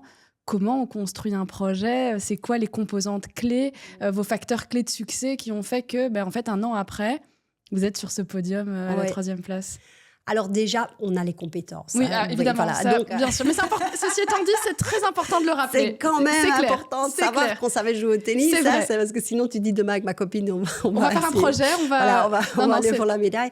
Donc, il y avait déjà la composante que bien forcément, on était déjà des bonnes joueuses. Pour moi, un des plus importants, c'était la complémentarité. Donc, on était super complémentaires sur le terrain. On s'entendait bien. On n'était pas les meilleurs amis, mais on s'entendait bien. Donc ça, parce qu'on avait déjà eu l'occasion de jouer quelques fois, donc voilà, tu sens bien qu'il y a une certaine synergie entre les deux, une énergie positive. Donc ça, c'est déjà important. Stratégie aussi, tu mets ton plan en place, tu regardes, OK, quels sont les tournois qu'on doit faire d'abord pour se qualifier. Donc tu as ton plan d'action, de nouveau, c'est important de voir quel tournoi est-ce qu'on doit faire, où est-ce qu'on doit jouer. On a passé beaucoup de temps ensemble, mais après l'US Open, donc on avait fait demi-finale. Là, c'est aussi une opportunité qu'on n'a pas prise parce qu'on aurait pu, à mon avis, on aurait pu gagner l'US Open. Malheureusement, ça ne s'est pas passé comme on aurait voulu. On a décidé, avant d'aller de New York à Sydney, de faire un arrêt entre les deux. Bon, c'était à Las Vegas. On n'a pas été jouer au casino pour faire un team building. On était vraiment sortis parce que j'avais une amie qui habitait là-bas et comme c'était en fait, à mi-chemin, on s'est dit, à mi-chemin, c'était sur le chemin pour Sydney, on s'est dit, au lieu d'aller directement dans le village olympique, on va prendre un moment ensemble. Pourquoi? Parce que on était super complémentaires, on travaillait bien techniquement, tactiquement, mais il y avait un aspect pour moi qui était hyper important, c'était le côté émotionnel. Je devais connaître ma partenaire émotionnellement, passer du temps avec elle. On avait passé du temps, mais sans vraiment passer du temps, où on a vraiment parlé de tout. On joue au golf, donc on a joué au golf ensemble. Vraiment, on a pris 3-4 jours pour super bien se connaître, pour bien réfléchir, à imaginer, et aussi réfléchir au... Allez, imagine, voilà, bon, le tirage au sort, tu n'as pas d'impact dessus, donc si on avait joué les Williams en quart, malheureusement, ça aurait été terminé. Mais mis à part ça, imagine, voilà, qu'est-ce qui se passe? Qu'est-ce qui se passe si on est en quart de finale et que c'est compliqué? Qu'est-ce qui se passe si on est en demi-finale? Donc, tous les scénarios, on en a parlé. Qu'est-ce que tu as besoin d'entendre? Qu'est-ce que tu veux que je te dise? Qu'est-ce que moi, j'ai envie d'entendre? Qu'est-ce que j'ai besoin que tu me dises pour qu'on puisse... à un moment donné où les émotions risquent de prendre le dessus, être capable, parce que tu n'as pas beaucoup de temps, de dire la bonne chose au bon moment. Et ça a été pour moi le facteur clé qui a fait qu'on a réussi d'avoir cette médaille. Ce moment de... Voilà, ce n'est pas un team building pour se faire plaisir et s'amuser. Non, c'est un team building où émotionnellement, tu vas te connecter avec l'autre. Tu vas passer, en fait, le cap que j'avais encore jamais passé, que ma partenaire de double devienne presque une amie. C'est fou parce qu'on dit souvent, et c'est ce que tu contribues à faire, de transposer les codes du sport de haut niveau dans l'entreprise. Et en même temps, je trouve qu'aussi parfois l'inverse a du sens. Parce que le team building, c'est véritablement un code de l'entreprise. Et donc, c'est intéressant de le voir dans ce sens-là aussi. Oui, mais les team building sont intéressants. Moi, j'aime bien les team building qu'on appelle avec des exercices SMART. Donc, des exercices où, voilà, il y a des choses qui doivent qui doivent sortir. Il y a des choses qui doivent être visible. Oui. Dans les team building, c'est intéressant de le faire et d'utiliser des exercices pour traduire et montrer, parce que là, tu viens dans le terrain, dans un autre contexte que le tien, qu'est-ce qui fonctionne bien et qu'est-ce qui fonctionne moins bien. Juste faire un truc où on va aller faire du bowling, voilà, au paintball, un truc... tu dis c'est sympa, mais c'est quoi l'utilité de ça? Oui, ok, c'est chouette, on passe un temps ensemble, mais... ta vraie problématique peut-être que tu as à ce moment-là, que tu dis c'est quelque chose qu'on n'arrive pas à mettre sur la table. Dans ton team building, tu peux y arriver si tu fais des bons exercices. Donc, je trouve que c'est intéressant parce que tu sors les gens de leur contexte. C'est ça. Tu sors les gens de leur contexte et tu les mets dans une situation différente de la leur où, en fait, finalement, des éléments vont ressortir qui sont exactement les mêmes éléments, mais qui vont être super visibles parce qu'à travers l'exercice que tu vas faire, tu vas construire un pont ou tu vas faire un jeu de piste ou peu importe, où chacun a un rôle bien spécifique. Là, tu as des choses qui vont ressortir et c'est super intéressant si tu peux analyser ça et de voir, tiens, concrètement après, comment est-ce qu'on le ramène dans notre contexte professionnel et qu'est-ce qu'on va faire différemment. Je vais revenir une seconde 50 parce que tu l'as dit 2 fois sur... mais si on avait eu les sœurs Williams en quart, on n'aurait pas gagné. T'es convaincue que vous n'auriez pas gagné? Il n'y a pas une chance Non. Okay. Non, il n'y avait vraiment pas de chance parce qu'on les a joués en demi. Quoique, même en demi, on était en train de mener au premier set. Je crois que c'était 4-2. Et puis, je crois que là, on s'est réveillés toutes les deux. On s'est dit, on est en train de mener. Le moment où tu vois, tu réagis et tu prends conscience que on est en train de gagner, c'était 6-4, 6-2, quoi. Donc, ça, non. Si tu dis mission impossible, c'était mission impossible. Ouais. Et c'est peut-être naïf, mais j'ai justement... j'ai encore la croyance, et la Coupe du Monde nous l'a parfois un peu montré ces dernières semaines, qu'il peut se passer des choses qui dépendent justement pas de notre responsabilité et les astres peuvent s'aligner différemment. Et donc, je me dis, sur un malentendu... Alors, il y en a une qui peut se blesser. Tu montes sur le terrain... Attention, tu montes sur le terrain, pas en disant c'est mission impossible. Non, tu montes sur le terrain. Moi, je regarde ça avec un regard extérieur par rapport au contexte. En principe, tu as 9 chances sur 10 que tu vas perdre parce qu'elles sont juste trop fortes. C'est impossible. Elles sont des machines de guerre. Ouais. Donc, oui, il peut toujours y avoir. Donc, c'est pour ça que je dis on est monté sur le terrain, on menait 4-2. Donc, c'est pas qu'on n'y croyait pas du tout, mais c'est juste que, tu sais... que c'est très, très, très, très, très, très difficile d'y arriver, mais tu montes toujours sur le terrain pour gagner. Sinon, tu ne montes pas sur le terrain. À ce moment-là, tu te dis quoi, justement, quand tu dis quand tu n'as pas ce regard méta et tu ne veux pas l'avoir quand tu montes, parce que si tu l'as à ce moment-là, potentiellement, tu n'y vas pas. Non. Tu te dis quoi quand tu es face à un adversaire ou une adversaire qui est sensiblement meilleur que toi? Comment tu joues la partie mentalement? Tu essaies de donner le meilleur de toi-même, mais tu fais ton possible et que tu sors du terrain en disant j'ai fait mon possible, mais si l'autre, elle est meilleure, elle est meilleure. Ça, il faut être capable d'accepter. Je crois que si tu n'es pas capable d'accepter ou bien de dire, tiens, si j'ai perdu, ce n'est pas de ma faute, là, tu vas pas progresser. Donc, oui, il y a des adversaires contre qui j'ai joué, que Monica Seles, je l'ai joué plein de fois. J'ai jamais gagné. Alors, j'ai jamais gagné beaucoup de jeux parce qu'elle était tout simplement meilleure que moi dans tout. Et donc, tu as des adversaires comme ça où, OK, tu montes sur le terrain, tu donnes... Mais c'est tellement dur mentalement parce que tu sais que tu as quelqu'un en face de toi qui est quand même beaucoup plus fort que toi. Donc, tu espères qu'une chose, c'est qu'il se passe quelque chose. Ça fait partie, à un moment donné, tu dois être capable aussi, à un moment donné, d'accepter qu'il y a des gens qui sont meilleurs que toi. Mais c'est intéressant de l'entendre aussi, de se dire, voilà, tout ne relève pas de ma responsabilité. Je donne tout ce que je peux. Oui. Il y a une partie, sait-on jamais, et en même temps, je reconnais que mon niveau, non pas s'arrête là, mais objectivement, Oui, on n'est pas sur... c'est hyper intéressant. Avant de basculer sur ta vie après le tennis, j'ai une dernière question qui d'ailleurs peut être un pont parce qu'elle est tout à fait transversale. Si on considère la performance et le fait de devenir un champion comme une assiette, il y a quoi comme composante? Donc, tu as parlé les compétences techniques, donc c'est un premier point. Tu as parlé de l'entourage. Qu'est-ce que tu mettrais dans cette assiette-là? Oui, en effet. Donc, tu as le centre, c'est ton potentiel. Ouais. Hein, donc, c'est ton talent et tes compétences que tu vas acquérir parce que c'est toujours une combinaison des deux. Ouais. Hein, donc, ça, c'est clair. Après, à côté de ça, tu vas voir d'un point de vue physique, d'un point de vue mental, d'un point de vue émotionnel, d'un point de vue relationnel. Tout ça peut t'aider à y arriver. Donc, c'est là où tu te dis, tiens, d'un point de vue mental, quelles sont mes forces, où est-ce que je peux m'améliorer? D'un point de vue émotionnel, comment est-ce que je peux les gérer, ces émotions? D'un point de vue physique, voilà, comment est-ce que je peux développer ces compétences? Et d'un point de vue relationnel, c'est de voir quelles sont toutes les personnes autour de moi qui peuvent m'aider à développer. Ça, c'est là où tu dois faire check, check, check, check, check, et de voir qu'est-ce que j'ai pas, qu'est-ce qui me manque, où est-ce que je dois être vigilante. Ouais. Et puis après, bon, tu as le facteur chance qui vient. Mais souvent, moi, je dis la chance, elle vient parce que tu l'as créée. Ouais, et Picasso, il dit l'inspiration, elle doit me trouver au travail. Enfin, je trouve que c'est la même chose, en fait. Oui, c'est-à-dire, il y a vraiment évidemment que tout ne dépend pas de nous. Et en même temps, ceux qui ont marqué étaient sur le terrain, quoi, ou ceux qui ont gagné étaient sur le terrain. Donc, on a parlé de ton plus beau moment, on a parlé de certaines victoires qui ont notamment façonné ton esprit et ta carrière. Ça a été quoi le moment le plus difficile, du coup, de ces 10 années au plus haut niveau?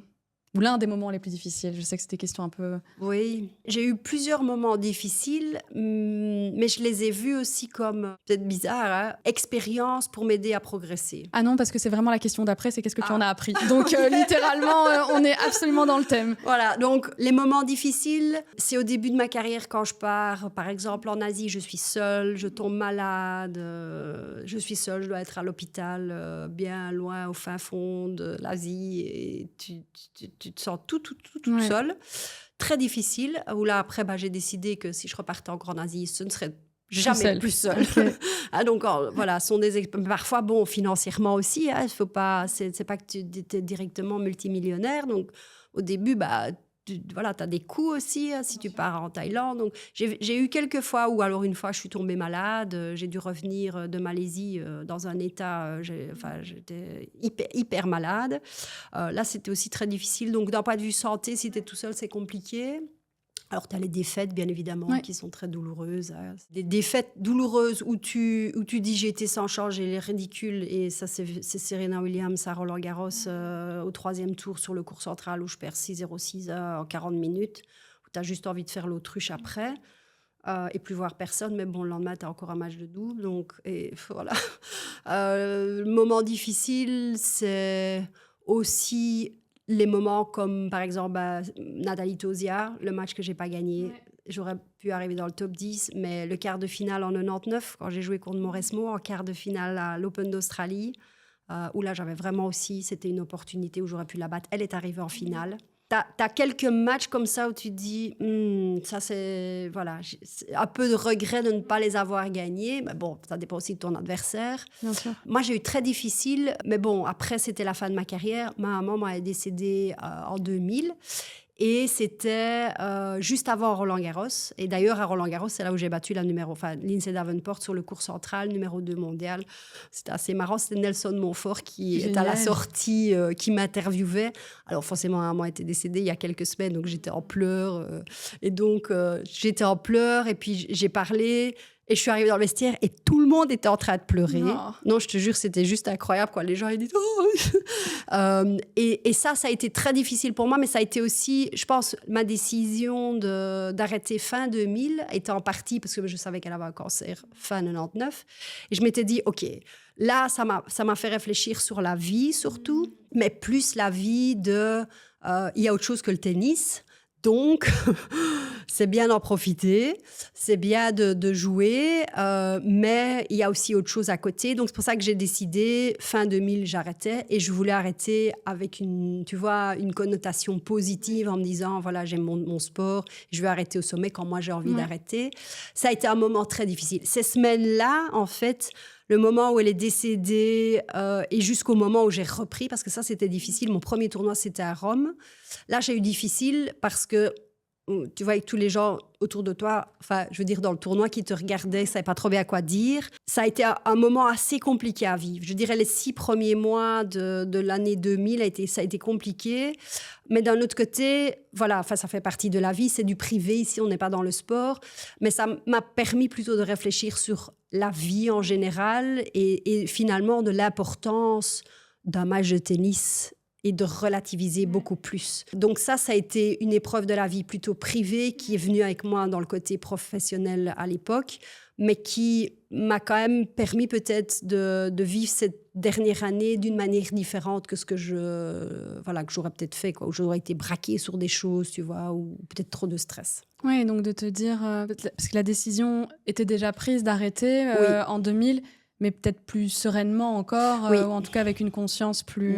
ou pas nécessairement? Oui, si, tout à fait, absolument. Je veux dire, c'est un facteur qui a accéléré la décision d'arrêter. Mais d'un autre côté, voilà, c'est les moments de la vie. C'est pour ça que je disais, quand Noskova, elle disait « Ah, maman et tout », je dis « Ouais, je comprends parfaitement ce qu'elle vit parce que je sais ce que c'est. En plus, c'est un maman qui voulait absolument qu'elle joue à Wimbledon et qu'elle soit là. Je me dis « Oh, ça... » Ton discours était fou. Oui, c'est ça, voilà, c'est ça, tout à fait.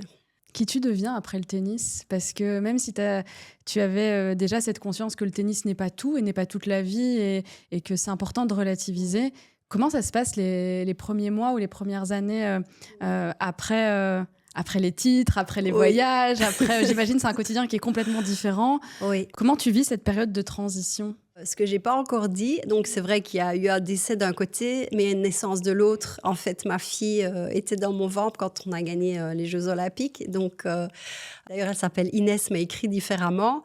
Donc ça a été pour moi... Je dis, OK, j'arrête fin 2000. J'avais toujours dit, je veux être maman avant l'âge de 30 ans. Donc, c'était aussi dans ma tête quelque chose que je voulais réaliser. Et en fait, je suis tombée enceinte plus rapidement prévu. Donc, j'avais mon objectif. C'est un peu bizarre, mais dans le sport de haut niveau, tu travailles sous forme d'objectif. Enfin, tu as des objectifs que tu veux réaliser. Et en fait, mon prochain objectif était ma fille. Donc, j'ai eu la chance, entre guillemets, de pouvoir arrêter de jouer en ayant un objectif très clair pour la suite de ma vie. Et ça m'a certainement aidée parce que voilà, je pouvais mettre mon focus sur quelque chose, j'avais un objectif à atteindre. Bon, naturellement, on ne parle pas du même type de performance, mais c'est quand même une performance en soi. Complètement. Que de donner la naissance à tu as un enfant, donc tu sais. Donc ça m'a aidée. Quand j'ai arrêté, mon dernier match, c'était parce que j'avais parlé tout à l'heure avec Billie Jean King, la pression est un privilège. En fait, elle l'a dit à Las Vegas en 2000 lors de la Fed Cup. Et c'était, je crois que les États-Unis qui jouaient, je ne sais plus contre qui en finale. Et en fait, en demi-finale, c'était contre nous. Donc, ça m'a fait un peu sourire parce que je dis, moi, j'étais là, quoi, à Las Vegas. Et donc, quand j'ai arrêté, j'ai fini mon dernier match que j'ai quand même gagné. Donc, ça, j'étais contente aussi que mon dernier match, c'était un double et on a gagné. J'ai eu un poids qui s'est d'abord enlevé. J'avais l'impression d'avoir un sac à dos, tu vois, avec des pierres qui me tiraient de plus en plus en arrière. Et j'ai senti, mais vraiment, ce poids qui sortait des épaules. Et ça, tu entends aussi très souvent chez les autres sportifs, c'est un poids qui s'enlève. C'est vraiment ça que j'ai vécu. Après, j'avais la chance que j'avais ma fille, j'avais la chance que j'avais un projet qui était de créer un club de golf avec, entre-temps, mon ex-mari. Et donc là, j'avais déjà quelque chose vers quoi je pouvais aller. Voilà, j'avais les pieds sur terre aussi. Moi, j'ai jamais joué au tennis pour être connue. J'ai joué au tennis parce que je voulais être une championne. Donc ça, c'est quelque chose qui aide aussi. Donc le fait d'être dans les spotlights n'a jamais été pour moi un facteur de motivation. Donc, le fait de sortir des spotlights n'a pas été... ne m'a pas procuré vraiment une gêne réelle. La seule chose après, c'est qu'est-ce que je sais faire ? Parce que j'ai arrêté à l'âge de 18 ans mes études, donc dans quoi est-ce que je suis bonne ? J'avais travaillé sur le circuit à la fin de ma dernière année avec une psychologue américaine qui aidait pour tout ce qui était transition de carrière. Donc, on avait les valeurs, voilà, qu'est-ce qui est important, retrouver l'équilibre dans la vie. Tout ça, on avait fait, mais pas vraiment chercher, voilà, qu'est-ce que je pourrais faire comme métier. Donc, ça a été quand même un chemin avant de trouver vraiment qu'est-ce que je voulais faire. Donc, ça a pris au total, j'ai arrêté fin 2000. Jusqu'à 2004, j'ai pas mal cherché. Finalement, j'ai trouvé... Enfin, j'avais le projet golf et puis, entre-temps, ma vie, ça a pris une autre orientation. Et donc, en fait, c'est en 2004 où j'ai vraiment trouvé le métier qui allait être mon futur métier et qui est d'ailleurs toujours mon métier. On va revenir justement sur cette expertise. Donc t'es executive coach aujourd'hui, t'es formatrice, t'as plein d'autres casquettes. Mais il y a une métaphore que t'as utilisée que je veux bien explorer en disant il y avait un sac à dos avec plein de pierres. C'était quoi les pierres ? Parce que t'as aussi dit un peu plus tôt je vois pas les choses, j'ai pas fait de sacrifice, c'était des choix. Mais j'imagine qu'il y a quand même eu des renoncements et des choses que t'aurais peut-être dû faire différemment. Enfin, pas dû, mais des choix que tu as dû faire pour arriver à ce niveau-là. Et j'imagine que certains de ces choix constituent peut-être des pierres qu'il y avait dans ce sac à dos. Oui. C'est quoi les pierres, du coup ? Déjà, la première pierre, c'est le côté social, qu'il ne faut pas sous-estimer. Mais quand tu es sportif de haut niveau connu, tout le monde veut avoir quelque chose, veut s'accrocher à toi ou veut être en contact avec toi. Donc, moi, je me suis vachement isolée, en fait. Parce que c'est fatigant. Les gens, ils ont toujours un commentaire, une idée, un truc. Et donc, je me suis fort isolée. Donc ça, pour me protéger d'un côté. Mais l'autre côté, du côté social, c'est que je suis quelqu'un de très social. Et donc, mes amis, mes connaissances, ma famille, je ne les voyais pas. Donc, je partais 42 semaines par an à l'étranger.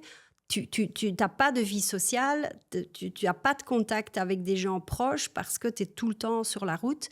Et le circuit, c'est un circuit où c'est chacun pour soi. Donc, tu n'as pas des amitiés parce que chaque fille est une adversaire potentielle. Donc, Donc, ça, c'est une grosse pierre. Ouais. Le côté social, terrible. Donc, ça, c'est déjà une qui est partie. Deuxième, la pression. C'est très difficile de l'expliquer. D'expliquer qu'est-ce que tu ressens, mais je vais te l'expliquer très brièvement. Si tu es mauvaise, personne ne s'intéresse à toi. Au plus tu montes, plus les gens s'intéressent. Au plus tu montes, plus tu fais des résultats, plus les gens attendent que tu fasses des résultats et encore que tu fasses des meilleurs résultats. Ouais. Et quand tu arrives au niveau de top 10 mondial, top 15 mondial, c'est énorme parce que si je dois commencer à citer toutes les joueuses de l'époque finalement qui étaient dans ce top 10 ou même de ce top 20, si tu as un peu suivi le tennis dans les années 90, et même dans les début des années 2000, tu te dis, mais c'est juste énorme. Moi, j'ai Martina Hingis, alors tu avais les sœurs Williams, tu avais Davenport, tu avais Monica Seles, tu avais Sabatini, tu avais Graf, tu avais Mauresmo, tu avais Sanchez, Martinez, tu as plein de joueuses que tu dis, waouh, c'est énorme. Et tu arrives quand même top 10. Donc, les gens ne se rendent pas compte que si tu es même dans les 15 premières mondiales, c'est un exploit d'y arriver parce que tu as tellement de bonnes joueuses pour tellement peu de place que c'est juste. Donc ça, pour moi, là, j'avais du mal à gérer. Et donc, je n'avais pas de coach mental parce que les coachs, ça n'existait pas. Un psychologue sportif, à la fin, je l'ai vu, mais plus pour savoir financièrement. Pour moi, c'était est-ce que c'est OK si j'arrête et comment est-ce que je vais devoir vivre après. Mais ça, c'était quelque chose que j'avais du mal à gérer. Je me rendais bien compte, je perdais mes cheveux, j'avais des allergies, je dormais très, très mal. Donc, ça a été quand même quelque chose où je me suis rendu compte de mon corps, en fait, il y a des déséquilibre quelque part, c'est pas bon. Donc ça, le fait d'être tout le temps parti, donc, tous les voyages que tu fais. Donc, ça, c'était solide. Et les médias. Oh, wow, OK. Ouais, les médias compliqués. Les médias, il y avait des médias qui m'aimaient bien, mais tu avais des médias qui ne m'aimaient pas parce que tu as une forme de jalousie parce que tu gagnes de l'argent. Le problème, c'est que tu lis pas, toi. Mais bon, ton entourage, il lit. Donc, même si tu veux pas le savoir, tu le sais. Donc, alors, je suis contente de ne pas avoir fait du tennis à cette époque. Parce que ça, avec les réseaux sociaux, c'est encore différent. Ah oui, non, ça aurait été un cauchemar total parce que je suis hyper émotionnelle. Donc, la moindre chose, comme un papier buvard, je le prends. Donc ça, ce sont toutes les pierres que j'ai. Voilà. Avec le recul que tu as aujourd'hui, et tu es beaucoup plus outillée. Tu le disais, tu t'es formée de plein de façons différentes aussi pour accompagner à ton tour. Qu'est-ce que tu aimerais te dire ou qu'est-ce que tu aurais pu te dire, notamment pour gérer la pression extérieure? C'est quoi les conseils que tu donnerais à quelqu'un qui est dans une situation similaire, que ce soit dans le sport ou pas en fait, mais c'est d'avoir vraiment les projecteurs sur soi et plus t'avances, plus on te regarde, plus il y a de pression, plus t'avances, plus il y a d'attente, mais en même temps plus les résultats sont difficiles à atteindre parce que tu es dans un périmètre qui se réduit aussi à chaque fois que tu es progressivement au plus haut niveau. Qu'est-ce que tu te conseillerais ou qu'est-ce que tu conseillerais à des personnes qui sont dans cette... Alors, d'office, j'aurais pris soit un préparateur mental, soit un psychologue dans mon équipe. D'office, dès le départ. Ouais. Oui, mais à l'époque, ce n'était pas quelque chose que tu avais vraiment. Même si le tennis est encore un sport assez proactif à ce niveau-là et surtout les premiers psychologues sportifs, en fait, si tu regardes les Américains, ça vient du tennis. Donc, ça veut dire qu'on se rendait bien compte, et du golf, tu te rendais bien compte que ce sont des sports, en fait, où l'aspect mental, forcément, est super important. Donc, c'est là d'où est né les psychologues sportifs et les coachs au niveau coaching mental. Et je pense que là, oui, je l'aurais pris direct. Mais bon, à l'époque, il n'y avait pas, je me suis formée, j'étais déjà très, très forte. En fait, si je dois dire honnêtement, une de mes forces, c'était mentalement. Moi, c'était du béton, quoi. C'est très, très rarement que j'ai flanché ou... ça m'est arrivé, mais... Et ça, tu dirais que c'est inné? C'est vraiment... C'est inné, oui. Alors, on reverra... Ce que je disais tout à l'heure, c'est l'adversité. Tu vois, donc là, l'adversité a fait que j'ai forgé mon caractère. Donc, c'est là, en fait, où j'ai cette force de caractère qui, au fur et à mesure, s'est développée, qui est devenue... Alors, est-ce que c'est un talent? Pas forcément, parce que, comme je le dis, ça me coûtait de l'énergie à la fin. Je l'ai utilisé comme moteur pour me faire avancer, mais je ne pense pas honnêtement que c'était un talent.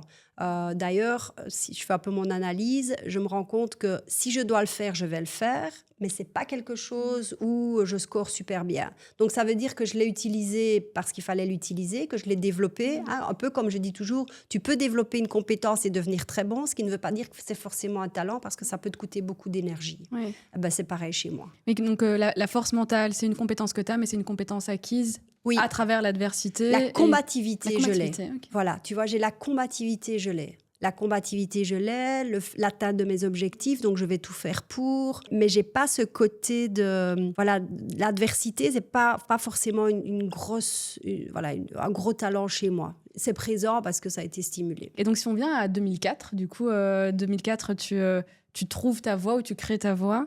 C'est à ce moment-là que tu commences à intervenir en entreprise sur des sujets comme la résilience, l'énergie, le stress. Est-ce que c'est ça le point de départ ? Alors, j'ai de nouveau, pour moi, le hasard n'existe pas. J'ai revu un ami du tennis, en fait, en 2004, qui s'appelle Alain Goudsmet, pour qui j'ai énormément de reconnaissance parce qu'on se connaissait du tennis, il avait suivi ma carrière et il avait créé Mentally Fit et l'athlète d'entreprise. Et on s'était vu, c'était au tournoi, c'était marrant parce que c'était au tournoi du Proximus Diamond Games à Anvers. Et donc, il m'a proposé, ce serait bien si ça te dirait de venir rejoindre mon équipe, de voir, déjà me suivre, de voir est-ce que les sujets qu'on traite, est-ce que c'est quelque chose que tu aimerais bien. Donc, j'ai été le voir une fois ou deux. Il m'a demandé d'intervenir une fois ou deux, tu vois. Il me posait une question, comme ça, j'expliquais. Et ce que je trouvais qui était génial, c'est que je me dis, c'est dingue parce que ce qu'il est en train d'expliquer, c'est ma vie, en fait. Ma vie, pas toute ma vie, mais quand même. En partie. Une grande partie. Donc, l'athlète d'entreprise, c'est moi. Donc, je suis la preuve vivante de ce qu'il raconte, finalement, aux personnes dans les sociétés. Et je me suis dit, mais c'est vraiment génial parce que je cherchais, en fait, un métier que je pourrais exercer sur du long terme. Parce que le fait de donner des commentaires, c'est sympa, mais je fais ça d'une manière ponctuelle. Faire des petits articles, c'est ponctuel. Mais donner cours, j'ai fait ça à un moment, mais en fait, ce n'était pas pour moi. Mais ça, c'était vraiment un truc, je me dis, oui, ça peut être un truc que je peux faire sur du long terme.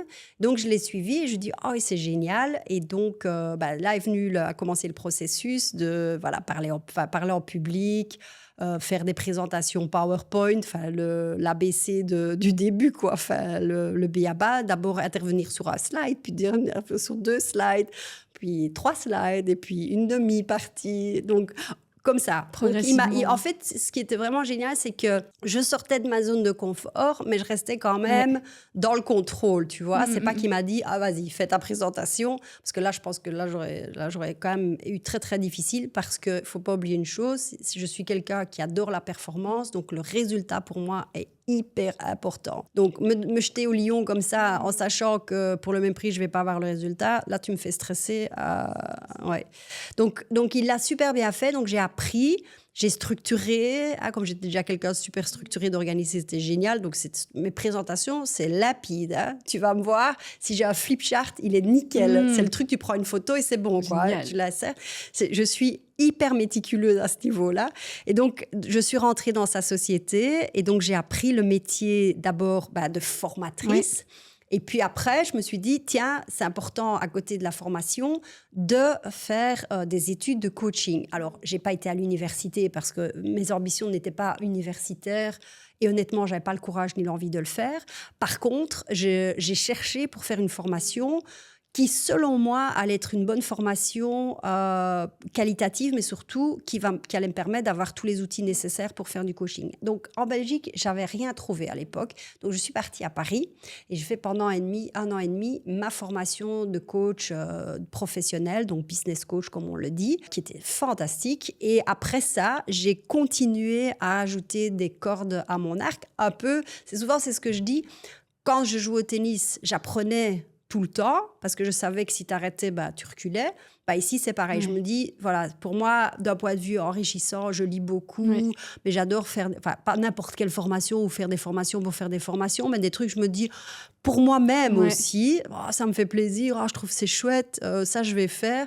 Donc, je m'inscris et j'apprends, voilà. Je suis toujours avec cette idée de, tu peux apprendre. Enfin, pour moi, c'est aussi important que je retire quelque chose. Et donc, depuis 2006 jusqu'à maintenant, je continue à faire des formations. Mais la personne qui m'a fait devenir coach, c'est Alain Goudsmet. Et comme je dis, je suis hyper reconnaissante parce que cette personne est juste extraordinaire. C'est fou parce que j'ai l'impression que le fil rouge de notre échange, c'est vraiment les personnes. En tout cas, c'est un sujet qui revient beaucoup. Ouais.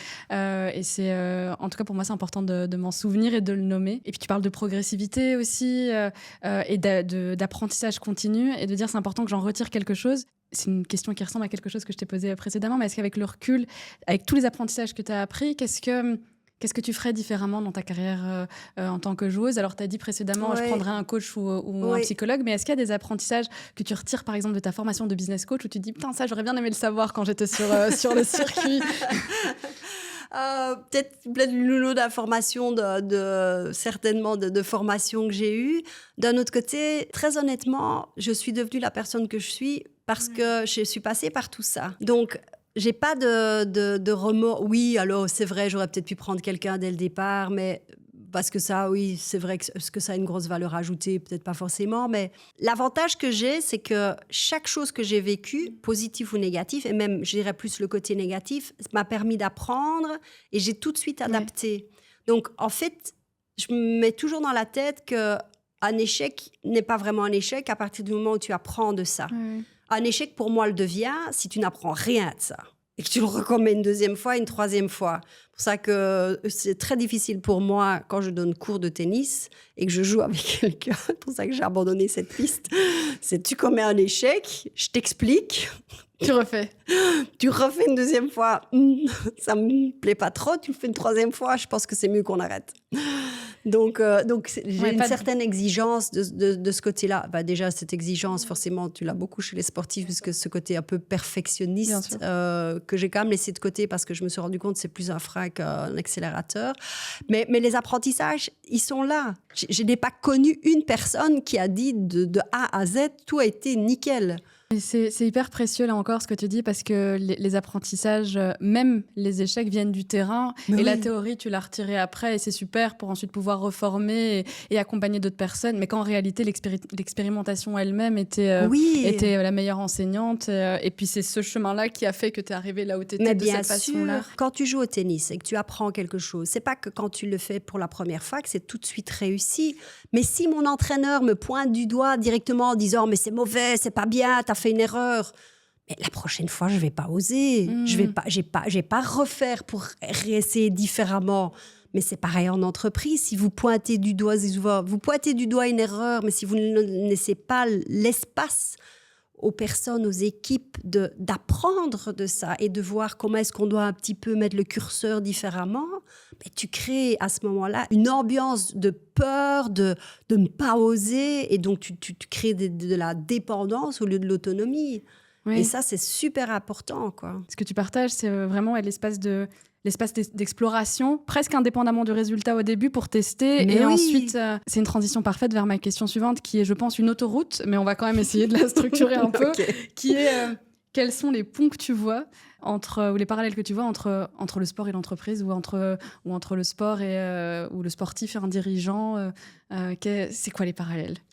Il y en a plein. C'est pour ça autoroute. que, oui, alors, autoroute, je veux dire, c'est On la peut en carte prendre du monde. trois. C'est la Oui, carte on est du monde, d'accord. quoi, parce qu'avec tout ce que j'ai déjà vécu, arriver à synthétiser, t'as plein. D'abord, on va déjà commencer par atteindre des objectifs. Voilà, tu te fixes des objectifs, atteindre tes objectifs. Ensuite, tu as le besoin de toujours devoir t'adapter, parce que chaque situation, tu l'as peut-être planifiée, mais ça peut toujours changer. Donc, tu dois être capable de. Donc, la notion de changement est super importante.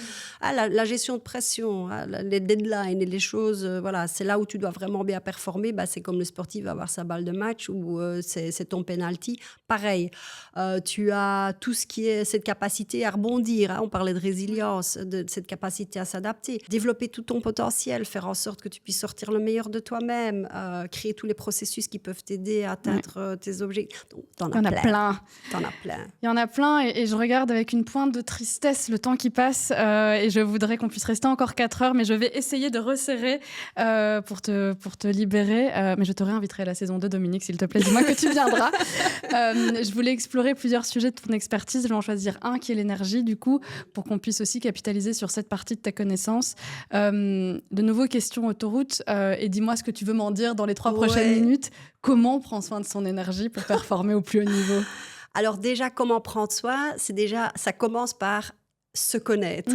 Parce que si tu te connais pas, tu risques de faire un truc de zapping où tu dis je fais un peu de tout, un peu n'importe quoi, mais est-ce que ce que je fais, c'est bon? Donc ça, c'est l'avantage quand tu as fait du sport de haut niveau. Je me connais par cœur. Je sais détecter tous les signaux, les symptômes, les ping-ping. Alors, c'est pas parce que tu les détectes que tu vas forcément faire quelque chose avec.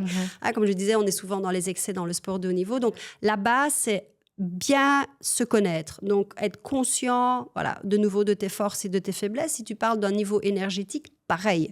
Donc, c'est déjà super important de détecter qu'est-ce qui me donne de l'énergie, qu'est-ce qui me coûte de l'énergie. Donc, ça, c'est la deuxième chose. La troisième chose, c'est regarder, quand on parle d'énergie, qu'il y ait toujours une balance entre les décharges et les recharges. Donc, c'est vrai que quand on parle, je dois rester sous pression, la pression te stimule, mais ça te coûte quand même une partie de ton énergie. Donc, de l'autre côté, moi, j'ai toujours haute pression, haute récupération. En fait, qu'est-ce que j'ai appris par le sport? C'est plus la pression augmente, plus tu dois faire attention à tes récupérations. Parce que si tu veux créer une performance durable, ton énergie, c'est ton fil rouge. Donc, tu peux la définir par différents critères, mais pour moi, c'est vraiment ton fil rouge. Donc, c'est super important. Si tu dis, voilà, les 2 prochains mois, je dois cartonner. Pour moi, les 2 prochains mois, ta priorité numéro 1, ça va être ton énergie. Donc, on revient sur ce que j'expliquais tout à l'heure avec l'importance de bien se préparer avant de performer. Forcément, c'est tout ce que je vais faire, qu'est-ce que je vais mettre en place pour me donner toutes les chances de pouvoir y arriver. Donc, ton sommeil est super important, ta nutrition est super importante. En fait, c'est les thèmes tellement bateaux dont on parle qui sont en effet hyper importants, que tout le monde sait. Mais on connaît, oui, on sait. Mais entre je sais et je le fais, pour beaucoup, il y a un autoroute. Et donc, pour moi, ce que je veux surtout essayer de faire chez les personnes, c'est de leur dire pourquoi est-ce que c'est important. Parce que ça doit avoir du sens. Pourquoi est-ce qu'un joueur de tennis va dormir 10 heures par nuit, parfois même 12 heures? Parce qu'il sait que c'est grâce à ça qu'il va pouvoir récupérer son énergie et être à 100% le lendemain. Et que s'il dort 6 heures, ça ne va pas être le cas. C'est dommage parce que j'ai plus les stats en tête. Les vacances sont en train de me passer par-dessus, mais j'ai donné une formation il y a quelques semaines de corporate athlete en entreprise. Ah oui, voilà. Et donc, il y avait des slides comme ça en fait, on va donner des chiffres qui expliquent que si tu dors pas assez, tu as X% de lucidité en moins. Ah, bien sûr. Et c'est la même chose pour un sportif. Si tu dors 6 heures au lieu de 8 heures, je pense que le risque de blessure, il est 2 fois supérieur. Ah oui. Et donc, les parallèles sont partout, Oui. sont partout présents. Tu parles d'un athlète sportif et un athlète en entreprise, c'est exactement pareil. Alors, ils vont te dire, oui, mais nous, on travaille et vous faites du sport. Non, non, non, non. Moi, je travaille aussi. Ouais. Mais 4 à 6 heures que je peux faire par jour, ou alors, mais même le fait d'aller chez le kiné, le fait d'aller... Tout ça, c'est mon travail pour faire en sorte que je puisse, quand je dois performer, arriver au résultat final que j'ai envie d'avoir. Tu penses, et c'est une question peut-être un peu, je ne sais pas si c'est philosophique, mais qu'on peut vraiment réussir sur la durée sans s'épuiser ? Oui. Absolument. Tu es convaincue de ça? Mais tu dois amener, bien évidemment, comme je disais, Ouais. les bonnes personnes autour de toi, parce que ça, c'est super important. Voilà, une bonne connaissance de soi. Moi, j'aime bien aussi la notion des sparring partners, d'avoir quelqu'un avec qui tu peux échanger. Ouais. Parce que c'est super intéressant. On parle ensemble. Moi, ça m'intéresserait. Maintenant, on fait l'interview. Ça m'intéresserait aussi de savoir ton parcours, parce que je trouve que tu peux toujours apprendre énormément des autres. Et donc, c'est là la richesse, justement, de ce côté social. C'est qu'on peut toujours apprendre des uns des autres. Et tu peux dire, ah, tiens, c'est quelque chose que je n'avais pas vu comme ça. Ou bien, ah, tiens. Et les sparring, moi, j'adore ça. Avec quelqu'un avec qui tu peux... Voilà, échanger de ta situation, voilà, où ça te fait réfléchir, où il y a, ah oui, c'est vrai, tiens, c'est une bonne question. C'est hyper intéressant parce qu'on revient sur l'aspect humain et les personnes. Complètement. C'est ça, en fait. C'est le cœur de tout, mais Ouais. c'est hyper précieux, je pense, de répéter ce message, notamment à l'ère où l'intelligence artificielle prend d'autant plus de place, et de se dire, oui, on peut faire plein de choses majestueuses avec l'IA, bon, majestueuses avec des guillemets parce qu'il y a plein de problématiques environnementales derrière, etc. Mais effectivement, ça nous fait avancer. Et en même temps, on ne peut pas faire l'économie de l'humain non plus. Et donc, je pense que c'est important de le rappeler, de le souligner. Tout à fait, parce que c'est vrai que l'IA, moi, je l'utilise et j'ai de temps en temps des discussions avec des personnes. Je dis, moi, je l'utilise un peu comme je dirais, tu rajoutes un arc, une corde à ton arc. C'est vraiment ça. C'est de dire, faut pas être contre, il faut l'utiliser dans un cadre bien spécifique. Oui. Mais c'est pas ça que tu dois pas remplacer l'humain par ça. Tu dois le prendre avec et dire, tiens, en quoi cette IA peut être utile pour m'aider peut-être à être plus efficace, gagner du temps, plus performant. Mais l'aspect humain va rester toujours essentiel. Et donc, c'est là le challenge pour les gens dans le futur, c'est d'arriver à bien garder, tu vois, un bon équilibre entre les deux. Mais l'humain va rester, justement... Maintenant, c'est l'humain qui va devoir être beaucoup plus flexible, avoir cette capacité mentalement de pouvoir t'adapter. Donc, c'est là, en fait, où le tennis, moi, m'aide beaucoup. C'est que je ne vois jamais ça comme un problème. Je ne vois jamais ça comme quelque chose qui va me freiner. Je vois ça, justement, comme une opportunité. Parce que c'est cette capacité, justement, de flexibilité, de s'adapter continuellement à la situation. Et tant que tu es capable de t'adapter... tu vas continuer à exister. Le jour où tu ne t'adaptes plus, c'est là où tu, malheureusement, exister. En tout cas, c'est là où on continue à avancer, à progresser et puis à jouer sa partie d'une certaine façon. On arrive vraiment un peu triste, malgré moi, aux questions de la fin, mais c'est une belle tristesse. Dominique, est-ce que tu peux me partager le meilleur conseil qu'on t'ait donné dans ta carrière ? Que ce soit en tennis, d'ailleurs, ou en entreprise, le meilleur conseil que tu as reçu ? De croire en toi. Ouais. Parce que personne ne va le faire à ta place. Donc, tu dois croire en toi. Tu dois croire en toi et aller jusqu'au bout de tes rêves. Ouais. Est-ce qu'il y a un conseil, alors je ne sais pas si c'est un conseil, mais un conseil qu'on t'a donné que tu aurais préféré ne pas suivre ? Ça, c'est difficile. Généralement, j'étais assez sélective. Donc, quand j'y croyais pas, je le faisais pas. C'est une excellente réponse. Non, j'ai eu des entraîneurs qui ont essayé de changer mon jeu parce qu'ils pensaient que ça allait de mieux de mettre un peu plus de sécurité. Et j'ai encore revu cette personne il n'y a pas si longtemps et qui a dit, oui, on m'avait dit qu'il fallait te faire jouer un peu plus bombé parce que moi, je jouais plat. Et en fait, on avait commencé l'entraînement et tu voulais pas. Je te demandais de le faire et tu ne le faisais pas. Et tu ratais, tu mettais les balles dans le filet juste pour m'énerver. Et là, j'ai compris qu'en fait, ça ne servait à rien de donner ce conseil-là parce que de toute façon, tu n'allais quand même pas le faire. Donc, je pense qu'il y a quand même ce côté chez moi de dire, j'arrive à garder cette notion de ça, je vais faire. Ça, je vais pas faire. Et je pense qu'on peut faire le lien avec ce que tu dis aussi, qui est de se connaître et de connaître ses forces et du coup et d'avoir suffisamment conscience et confiance en ça que pour pouvoir trancher, même si en face tu as une forme de figure d'autorité, un peu comme quand tu étais jeune et qu'on t'a dit ton service n'est pas assez bon, là ton entraîneur te dit ça et tu as quand même cette capacité, parce que connaissance de soi et parce que confiance d'une certaine façon, de dire non, c'est pas mon jeu, je prends pas. Exact. À l'inverse, quels seraient les 3, moi, ça peut être un, mais moi j'aime bien tirer en longueur, les 3 meilleurs conseils que tu aimerais donner ou de cet échange, si tu veux que les gens retiennent 1 à 3 idées, ce serait quoi?